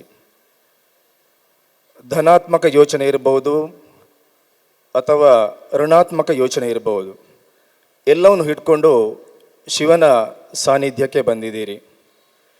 ಶ್ರೀ ಕ್ಷೇತ್ರ ಧರ್ಮಸ್ಥಳ ಅನ್ನುವಂಥದ್ದು ಬಹಳ ವೈಬ್ರೇಷನ್ ಇರತಕ್ಕಂಥ ಸ್ಥಳ. ಆದ್ದರಿಂದ ಈ ಸ್ಥಳದಲ್ಲಿ ಇರುವಂತಹ ಸಂಸ್ಕಾರ ಇರ್ಬೋದು, ಆಚಾರ ವಿಚಾರ ಮತ್ತು ಶಿಸ್ತಿನ ವಿಚಾರಗಳು ಕಳೆದ 2 ದಿವಸಗಳಿಂದ ನೀವು ನೋಡ್ತಾ ಇದ್ದೀರಿ, ನಿಮ್ಮ ಅನುಭವಕ್ಕೆ ಬರ್ತಾ ಇದೆ. ಪೂಜ್ಯ ವೀರೇಂದ್ರಗಡವರ ಮಾರ್ಗದರ್ಶನದಲ್ಲಿ ಹಲವಾರು ದಶಕಗಳಿಂದ ಜನರ ಬದುಕಿಗೆ ಹಸನುಗೊಳಿಸತಕ್ಕಂಥ ವಿಚಾರಗಳು ಸಮಾಜದಲ್ಲಿ ನಡೀತಾ ಇದೆ. ಅದನ್ನೆಲ್ಲ ನೀವು ಅನುಭವಿಸಿದ್ದೀರಿ. ಸಮಾಜದಲ್ಲಿ 3 ವಿಧದ ಜನರು ಇರ್ತಾರೆ. ಒಂದು ಎಡ ಕಿವಿಯಿಂದ ಕೇಳಿ ಬಲ ಕಿವಿಯಿಂದ ಕಂಪ್ಲೀಟ್ ಹೊರಗೆ ಬಿಡುವಂಥದ್ದು. ಎಲ್ಲಿಗೆ ಹೋಗಿದ್ದೀರಿ? ಧರ್ಮಸ್ಥಳಕ್ಕೆ ಹೋಗಿದ್ದೀರಿ. ಅಲ್ಲಿ ಏನು ತಿಳ್ಕೊಂಡಿದ್ದೀರಿ? ಏನು ಗೊತ್ತಿಲ್ಲ, ಅಲ್ಲೇ ಬಿಟ್ಟು ಹೋಗುವಂಥ. ಎರಡನೇ ವಿಧದ ಜನರು ಇರ್ತಾರೆ, ಕಿವಿಯಲ್ಲಿ ಕೇಳಿದ್ದನ್ನು ತಲೆಯಲ್ಲೇ ಇಟ್ಕೊಳ್ಳುವಂಥದ್ದು. ಏನೆಲ್ಲ ವಿಚಾರಗಳು ಕಲ್ತಿದ್ದೀರಿ ಅದು ನಿಮಗೆ ಸಮಯಕ್ಕೆ ಸರಿಯಾಗಿ ಬರುವುದೇ ಇಲ್ಲ. ಮೂರನೇ ವಿಧದ ಜನರು ಇರ್ತಾರೆ, ಕಿವಿಯಲ್ಲಿ ಕೇಳಿದ್ದನ್ನು ತಲೆಯಲ್ಲಿ ಜೋಪಾನವಾಗಿ ಇಟ್ಕೊಂಡದ್ದನ್ನು ಬಾಯಿ ಮೂಲಕ ಹೊರಗೆ ಪ್ರಚಾರ ಮಾಡುವಂಥದ್ದು, ಅದನ್ನು ತಲುಪಿಸುವಂಥ ಕೆಲಸ. ಈ ಮೂರನೇ ವಿಭಾಗದ ಪಂಗಡಕ್ಕೆ ನೀವೆಲ್ಲ ಸೇರಬೇಕು. ಆದ್ದರಿಂದ ಈ ಒಂದು ಸತ್ಯದ ಅಂಶ ನಮಗೆಲ್ಲರಿಗೂ ಗೊತ್ತಿರಬೇಕು. ಪೂಜ್ಯ ವೀರೇಂದ್ರಗಡವರ ಮಾರ್ಗದರ್ಶನದಲ್ಲಿ ನಮ್ಮ ಯೋಗ ಮತ್ತು ಪ್ರಕೃತಿ ಚಿಕಿತ್ಸೆ ಸಂಸ್ಥೆಗಳಿದೆ, ಚಿಕಿತ್ಸಾಲಯ ಇದೆ. ಒಂದು ಮಣಿಪಾಲದ ಹತ್ರ ಪರೀಕದಲ್ಲಿ ಸೌಖ್ಯವನ ಅನ್ನುವಂಥ ಒಂದು ಆಸ್ಪತ್ರೆ ಇದೆ. ಇನ್ನೊಂದು ನೇತ್ರಾವತಿ ನದಿ ದಂಡೆಯಲ್ಲಿ ಶಾಂತಿವನ ಅನ್ನುವಂಥ ಪ್ರಕೃತಿ ಚಿಕಿತ್ಸೆ ಇದೆ, ಅಲ್ಲಿ ನಾನು ಸಹ ಇರ್ತೀನಿ. ಇನ್ನೊಂದು ಬೆಂಗಳೂರು ಹತ್ತಿರ ನೆಲಮಂಗಲದ ಹತ್ರ ಕ್ಷೇಮವನ ಅಂತ ಇದೆ, ಅಲ್ಲಿ ಸಹ ಯೋಗ ಮತ್ತು ಪ್ರಕೃತಿ ಚಿಕಿತ್ಸಾಲಯ ಇದೆ. ಒಂದು 10 ವರ್ಷದ ಹಿಂದೆ ನಮ್ಮ ಚಿಕಿತ್ಸಾಲಯಕ್ಕೆ ಧಾರವಾಡ ಕಡೆಯಿಂದ ಒಬ್ಬರು ಬಂದಿದ್ದರು ಸಾಧಕರು. ನಮ್ಮ ಚಿಕಿತ್ಸಾಲಯಕ್ಕೆ ಬರುವವರನ್ನು ಯಾರುಗಳನ್ನು ರೋಗಿಗಳಂತ ನಾವು ಕರೆಯುವುದಿಲ್ಲ, ಅವರನ್ನು ಸಾಧಕರು ಅನ್ನೊಂದು ಕರಿತೀವಿ ನಾವು. 10 ದಿವಸ ನಮ್ಮಲ್ಲೇ ಇರ್ತಾರೆ. 130 kg ಇದ್ದವನು, 130. ಅವ ಹೇಳಿದ, ನನಗೆ ಮೈಯೆಲ್ಲ ಭಾರ ಆಗ್ತಾ ಇದೆ, ದೇಹದ ಒಳಭಾಗದಲ್ಲಿ ಏನೋ ಒಂದು ಶಬ್ದ ಆಗ್ತಾ ಇದೆ, ಏನು ಉರಿಯಾದ ಅನುಭವ ಆಗ್ತಾ ಇದೆ, ಏನಾದರೂ ಮಾಡಿ ಅಂತ ಹೇಳಿದ. ಅದಕ್ಕೆ ನಮ್ಮ ಚಿಕಿತ್ಸಾಲಯದ ಡಾಕ್ಟರ್ ವೈ ರುದ್ರಪ್ಪ ಇದ್ದರು. ಅವ್ರು ಹೇಳಿದರು, ನೋಡಪ್ಪ, 10 ದಿವಸ ನೀನು ಇರಬೇಕು, 1 ಚಪಾತಿ, 1 ಬಾಳೆಹಣ್ಣು, 1 ಗ್ಲಾಸ್ ಮಜ್ಜಿಗೆ, ಸ್ವಲ್ಪ ಮೊಳಕೆ ಕಾಳು 25 ಗ್ರಾಮ್ ಕೊಡ್ತೀವಿ ಅಂತ. ಆಗ ಆ ಪುಣ್ಯಾತ್ಮ ಹೇಳ್ತಾನೆ, ಇದು ಊಟದ ಮೊದಲು ಕೊಡ್ತೀರಾ ಅಥವಾ ಊಟದ ನಂತರ ಕೊಡ್ತೀರಾ ಅಂತ. ಅವನ ಬಂದ ಉದ್ದೇಶ ಅವನಿಗೆ ಗೊತ್ತಿಲ್ಲ. ಯಾವುದೇ ಒಬ್ಬ ವ್ಯಕ್ತಿಗೆ ಗುರುವಿನ ಸಂದೇಶ ಮತ್ತು ಗುರಿ ಇದು ಸ್ಪಷ್ಟವಾಗಿರಬೇಕು. ಈ ನಿಟ್ಟಿನಲ್ಲಿ ಇಂತಹ ನಮ್ಮ ಸಂತರ ಸಂದೇಶಗಳು ನಮ್ಮ ಜೀವನಕ್ಕೆ ದಾರಿದೀಪ ಆಗಬೇಕು. ಎಲ್ಲ ತರಬೇತಿಗಳು ಮತ್ತು ಪುನಶ್ಚೇತನ ಶಿಬಿರಗಳು ಬೇರೆ ಬೇರೆ ಕಡೆ ನಡೀತದೆ. ಇದು ನಮ್ಮ ಮನುಷ್ಯರಿಗೇನೆ, ಎಷ್ಟು ಕಲ್ತರೂ ಸಾಲೋದಿಲ್ಲ, ನಮ್ಮನ್ನು ಪುನಃ ಪುನಃ ಪುನಃ ಮಾಸ್ಟರ್ ಆಗಲೇಬೇಕು. ಆದ್ದರಿಂದ ಎಲ್ಲ ಬೋಧನೆಗಳು ನಮ್ಮ ಜೀವನವನ್ನು ಸಾರ್ಥಕಗೊಳಿಸಲಿಕ್ಕೆ ಇರುವಂಥ ಎಲ್ಲ ಸಂದೇಶಗಳು. ಆದ್ದರಿಂದ ಈ ಒಂದು 3 ದಿವಸದ ಶಿಬಿರ ಏನಿದೆ ಅದು ಒಂದು ಸಾಂಕೇತಿಕ ಆಗಬಾರ್ದು. ಪುನಃ ನಿರಂತರ ನಮ್ಮ ಬದುಕಿನಲ್ಲಿ ನಮಗೆ, ನಮ್ಮ ಕುಟುಂಬದವರಿಗೆ, ಎಲ್ರಿಗೂ ಅದರಲ್ಲಿ ಇರತಕ್ಕಂಥ ಭಾಗ್ಯ ತಲುಪಿಸುವಂಥ ಪ್ರಯತ್ನ ನಾವೆಲ್ಲರೂ ಮಾಡುವಂತ ಹೇಳುತ್ತಾ, ಆರೋಗ್ಯ ಅಂದರೆ ಏನು ಅಂತ ಒಂದು 2 ನಿಮಿಷ ಮಾತಾಡಿ ನಾನು ಮಾತನ್ನು ಮುಗಿಸ್ತೀನಿ. 6 ಯೋಗ್ಯವಾಗಿರ್ಬೇಕಂತೆ. 6 ಯೋಗ್ಯವಾಗಿದ್ದರೆ ಅವನು ಆರೋಗ್ಯವಂತ ಮನುಷ್ಯ ಅಂತ. ಯಾವುದಪ್ಪ 6? 5 ಪಂಚೇಂದ್ರಿಯಗಳು ಪ್ಲಸ್ ಮನಸ್ಸು, ಕಣ್ಣು, ಕಿವಿ, ಮೂಗು, ನಾಲಗೆ, ಚರ್ಮ. ಇದು ಸರಿಯಾಗಿದ್ದರೆ ನಮ್ಮ ಮನಸ್ಸು ಸರಿಯಾಗಿರುತ್ತೆ, ಮನಸ್ಸು ಸರಿಯಾಗಿದ್ದರೆ ಬುದ್ಧಿ ಸರಿಯಾಗಿರುತ್ತೆ. ಹಾಗಾದರೆ ನಮ್ಮ ಕಣ್ಣುಗಳು ಸರಿ ಇದೆಯಾ? ಕೆಲವರು ಕನ್ನಡಕ ಹಾಕಿದ್ದಾರೆ, ಹಾಗಾದರೆ ಅವರಿಗೆ ದೃಷ್ಟಿದೋಷ ಇದೆಯಾ? ನಮ್ಮ ಇಲ್ಲಿ ಫ್ರಂಟಲ್ಲಿ ಕೂತಾರೆ ಸುಬ್ರಹ್ಮಣ್ಯ ಅವರು, ನನ್ನನ್ನು ಒಂಥರ ನೋಡ್ತಾ ಇದ್ದಾರೆ ಆಗದಿಂದ, ಏನು ಮಾತಾಡ್ತಾನೆ. ಕೆಲವು ಬಸ್ ಸ್ಟ್ಯಾಂಡಲ್ಲಿ ಇರ್ತಾರೆ, ಅವ್ರು ನೋಡುವ ದೃಷ್ಟಿಯೇ ಸರಿ ಇರುವುದಿಲ್ಲ. ಅಂದರೆ ಅರ್ಥ, ನಮ್ಮ ಮನಸ್ಸಿನ ಒಳಭಾಗದಲ್ಲಿ ಯಾವ ರೀತಿಯ ಧನಾತ್ಮಕ ಯೋಚನೆ ಇದ್ದರೆ ನಮ್ಮ ನೋಡುವ ದೃಷ್ಟಿ ನೇರವಾಗಿರುತ್ತೆ, ಸ್ಪಷ್ಟವಾಗಿರುತ್ತೆ, ನಡೆಯುವ ಭಂಗಿ ಸ್ಪಷ್ಟವಾಗಿರುತ್ತೆ. ಮನಸ್ಸಿನ ಒಳಭಾಗದಲ್ಲಿ ಯಾವಾಗ ಕಲ್ಮಶ ಇರುತ್ತೆ, ಕೆಟ್ಟ ಯೋಚನೆ ಇರುತ್ತೆ, ಆಗ ನಾವು ಮಾತನಾಡುವ ಶಬ್ದ ಸಹ ವೇರಿಯೇಷನ್ ಆಗಿರುತ್ತೆ, ನೋಡುವ ದೃಷ್ಟಿ ಸಹ ಮೇಲೆ ಕೆಳಗೆ ಇರುತ್ತೆ. ಸ್ವಲ್ಪ ಮಾತನಾಡ್ತಾರೆ ತಲೆ ಕೆಳಗೆ ಹಾಕ್ತಾರೆ, ಮಾತಾಡ್ತಾರೆ ತಲೆ ಕೆಳಗೆ ಹಾಕ್ತಾರೆ. ಅಂಥವರನ್ನು ಸ್ವಲ್ಪವೂ ನಂಬಬಾರದು. ಸಮಾಜದಲ್ಲಿ ಅವರು ಘಾತಕ ಶಕ್ತಿ ಮಾಡುವವರು. ಆದ್ದರಿಂದ ಮನಸ್ಸು ಶಾಂತವಾಗಿರ್ಬೇಕಾದ್ರೆ ಇಂತಹ ಶಿಬಿರಕ್ಕೆ ಎಲ್ಲ ಬರಬೇಕು. ಕಿವಿಗಳು, ಎಲ್ಲರ ಕಿವಿಗಳು ಸರಿ ಇದೆಯಾ? ಈಗ ಬಂದು ನಾನೊಂದು 3 ನಿಮಿಷ ಆಯಿತು, ನಾನೇನು ಹೇಳಿದ್ದೇನೆ ಅದನ್ನೆಲ್ಲ ಬಂದು ಹೇಳಬೇಕು. ಯಾರು ಬರ್ತೀರಿ? ಬರುವುದಿಲ್ಲ. ಯಾಕೆ ಅಂತ ಹೇಳಿದರೆ, ನಮ್ಮ ತಲೆಯ ಒಳಭಾಗದಲ್ಲಿ ಬೇಕಾದ ವಿಚಾರಗಳು ಬೇಡಾದ ವಿಚಾರಗಳು ಎಲ್ಲ ಸ್ಟೋರ್ ಆಗಿರುತ್ತದೆ. ಆದ್ದರಿಂದ ನಮ್ಮಲ್ಲಿ ಇರತಕ್ಕಂಥ ಕೆಟ್ಟ ಯೋಚನೆಗಳನ್ನು ಹೊರಗೊಳ್ಬೇಕು, ಡಿಲೀಟ್ ಮಾಡ್ಕೊಂಡು ಬರಬೇಕು. ಆಗ ನಮ್ಮ ತಲೆಯ ಒಳಭಾಗದಲ್ಲಿ ಧನಾತ್ಮಕ ಯೋಚನೆ ಇರುತ್ತೆ. ಆಗ ಮಾತ್ರ ನಮ್ಮ ಮನಸ್ಸು ಹಗುರ ಆಗುತ್ತೆ. ಮೂಗು, ಎಲ್ಲರ ಮೂಗು ಸರಿ ಇದೆಯಾ? ಶ್ವಾಸ ಒಳಗೆ ಹೋಗೋದು ಹೊರಗೆ ಬರೋದು ಮುಖ್ಯ ಅಲ್ಲ. ಕೆಲವರು 6 ಗಂಟೆ 8 ಗಂಟೆ ನಂತರ ಬೇರೆ ಬೇರೆ ದುಶ್ಚಟಕ್ಕೆ ಬರ್ತಾರೆ, ಬೇರೆ ಬೇರೆ ವಾಸನೆಗಳನ್ನು ಆಗ್ರಹಣೆ ಮಾಡಿಕೊಳ್ಳಿಕ್ಕೆ ಹೋಗ್ತಾರೆ. ಆಗ ನಮ್ಮ ಮನಸ್ಸನ್ನು ನಿಯಂತ್ರಣ ಮಾಡಬೇಕು. ಎಲೆ ಮನಸ್ಸೇ ಬಾ ಒಳಗೆ ಅಂತ ಆ ಇಂದ್ರಿಯ ನಿಗ್ರಹ ಇದ್ದಾಗ ಮಾತ್ರ ನಮ್ಮ ಹೃದಯ ಶಾಂತವಾಗಿರ್ತದೆ. ಆಮೇಲೆ ನಾಲಗೆ, ಯಾಕಂದರೆ ನಾಲಗೆಯ ರುಚಿಗೆ ಸಂಬಂಧಪಟ್ಟದ್ದು. ಬೇಡಾದ ವಿಚಾರಗಳು ಅಥವಾ ತಾಮಸಿಕ ಆಹಾರ ಇರ್ಬೋದು ಅಥವಾ ರಾಜಸಿಕ ಆಹಾರವನ್ನು ಜಾಸ್ತಿ ಸೇವಿಸಿದಾಗ ನಮ್ಮ ಕಾಯಿಲೆಗಳು ಜಾಸ್ತಿ ಆಗುತ್ತೆ. ಸ್ಥೂಲ ಕಾಯಿಲೆ ಬರುತ್ತೆ, ಅಸ್ತಮ ಇರ್ಬೋದು ಅಥವಾ ಬ್ಯಾಕ್ ಪೇಯ್ನ್ ಬರುವಂಥದ್ದು ಅಥವಾ ಮೈಗ್ರೇನ್. ಆದ್ದರಿಂದ ಸಾತ್ವಿಕ ಆಹಾರ ಸೇವಿಸಿದಾಗ ನಮ್ಮ ದೇಹ ಹಗುರ ಆಗುತ್ತೆ, ಮನಸ್ಸು ಹಗುರ ಆಗುತ್ತೆ. ಆಮೇಲೆ ಚರ್ಮದ ಕಾಂತಿ ಬಹಳ ಮುಖ್ಯ. ವಾರಕ್ಕೆ 2 ಸಲ ಮೈಗೆ ಸ್ನಾನ, ತಿಂಗಳಿಗೆ 1 ಸಲ ತಲೆಗೆ ಸ್ನಾನ ಮಾಡಿದರೆ ಆರೋಗ್ಯಕ್ಕೆ ಒಳ್ಳೆಯದು. ಹೌದಾ? ಹಾಗಿದ್ರೆ ಯಾರೂ ಹೀಗೆ ಹತ್ರ ಕೂರಲ್ಲ. ಆದ್ದರಿಂದ ದಿನನಿತ್ಯ ಬೆಳಿಗ್ಗೆ ಮತ್ತು ಸಾಯಂಕಾಲ ಸ್ನಾನ ಮಾಡೋದು ಬಹಳ ಮುಖ್ಯ. ಅದರ ಜೊತೆಗೆ ತೈಲ ಹಚ್ಚಿ ವಾರದಲ್ಲಿ 2 ಸಲ ಅಥವಾ 3 ಸಲ ಹಾಕಿದರೆ ಚರ್ಮದ ಕಾಂತಿ ವೃದ್ಧಿ ಆಗುತ್ತೆ. ಆಗ ಚರ್ಮದ ಆರೋಗ್ಯ ವೃದ್ಧಿ ಆಗುತ್ತೆ. ಕಣ್ಣು, ಕಿವಿ, ಮೂಗು, ನಾಲಗೆ, ಚರ್ಮ, ಈ 5 ರೀತಿಯಲ್ಲಿ ಆರೋಗ್ಯವನ್ನು ನಾವು ಕಾಪಾಡಿಕೊಂಡು ಇಂದ್ರಿಯ ನಿಗ್ರಹ ಮಾಡಿದಾಗ ನಮ್ಮ ಮನಸ್ಸು ಹಿಡಿತಕ್ಕೆ ಬರುತ್ತೆ. ಮನಸ್ಸು ಹಿಡಿತಕ್ಕೆ ಬಂದಾಗ ಬುದ್ಧಿ ಸರಿಯಾದ ಸಾತ್ವಿಕ ಭಾವನೆ ಕೊಡುತ್ತೆ. ಈ ನಿಟ್ಟಿನಲ್ಲಿ ಫುಡ್ ಬ್ಲಡ್ ಆಗಿ ಬ್ಲಡ್ ಹೆಡ್ ಹೋಗಲಿಕ್ಕೆ ಆಹಾರ ಬಹಳ ಮುಖ್ಯ. ಆದ್ದರಿಂದ ನಿಮ್ಮ ಆರೋಗ್ಯ ನಿಮ್ಮ ಕೈಯಲ್ಲಿದೆ. ಎಲ್ರಿಗೂ ಶುಭವಾಗಲಿ. Jai Hind, Jai Karnataka. Thank you sir.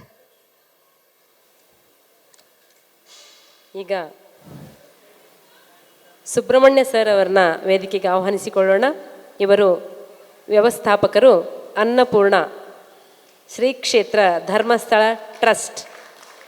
ಅನ್ನದಾತೋ ಸುಖೀ ಭವ, ಅತಿಥಿ ದೇವೋ ಭವ ಅಂತಕ್ಕಂಥ ಕಾನ್ಸೆಪ್ಟ್ ಶ್ರೀ ಕ್ಷೇತ್ರದ್ದು.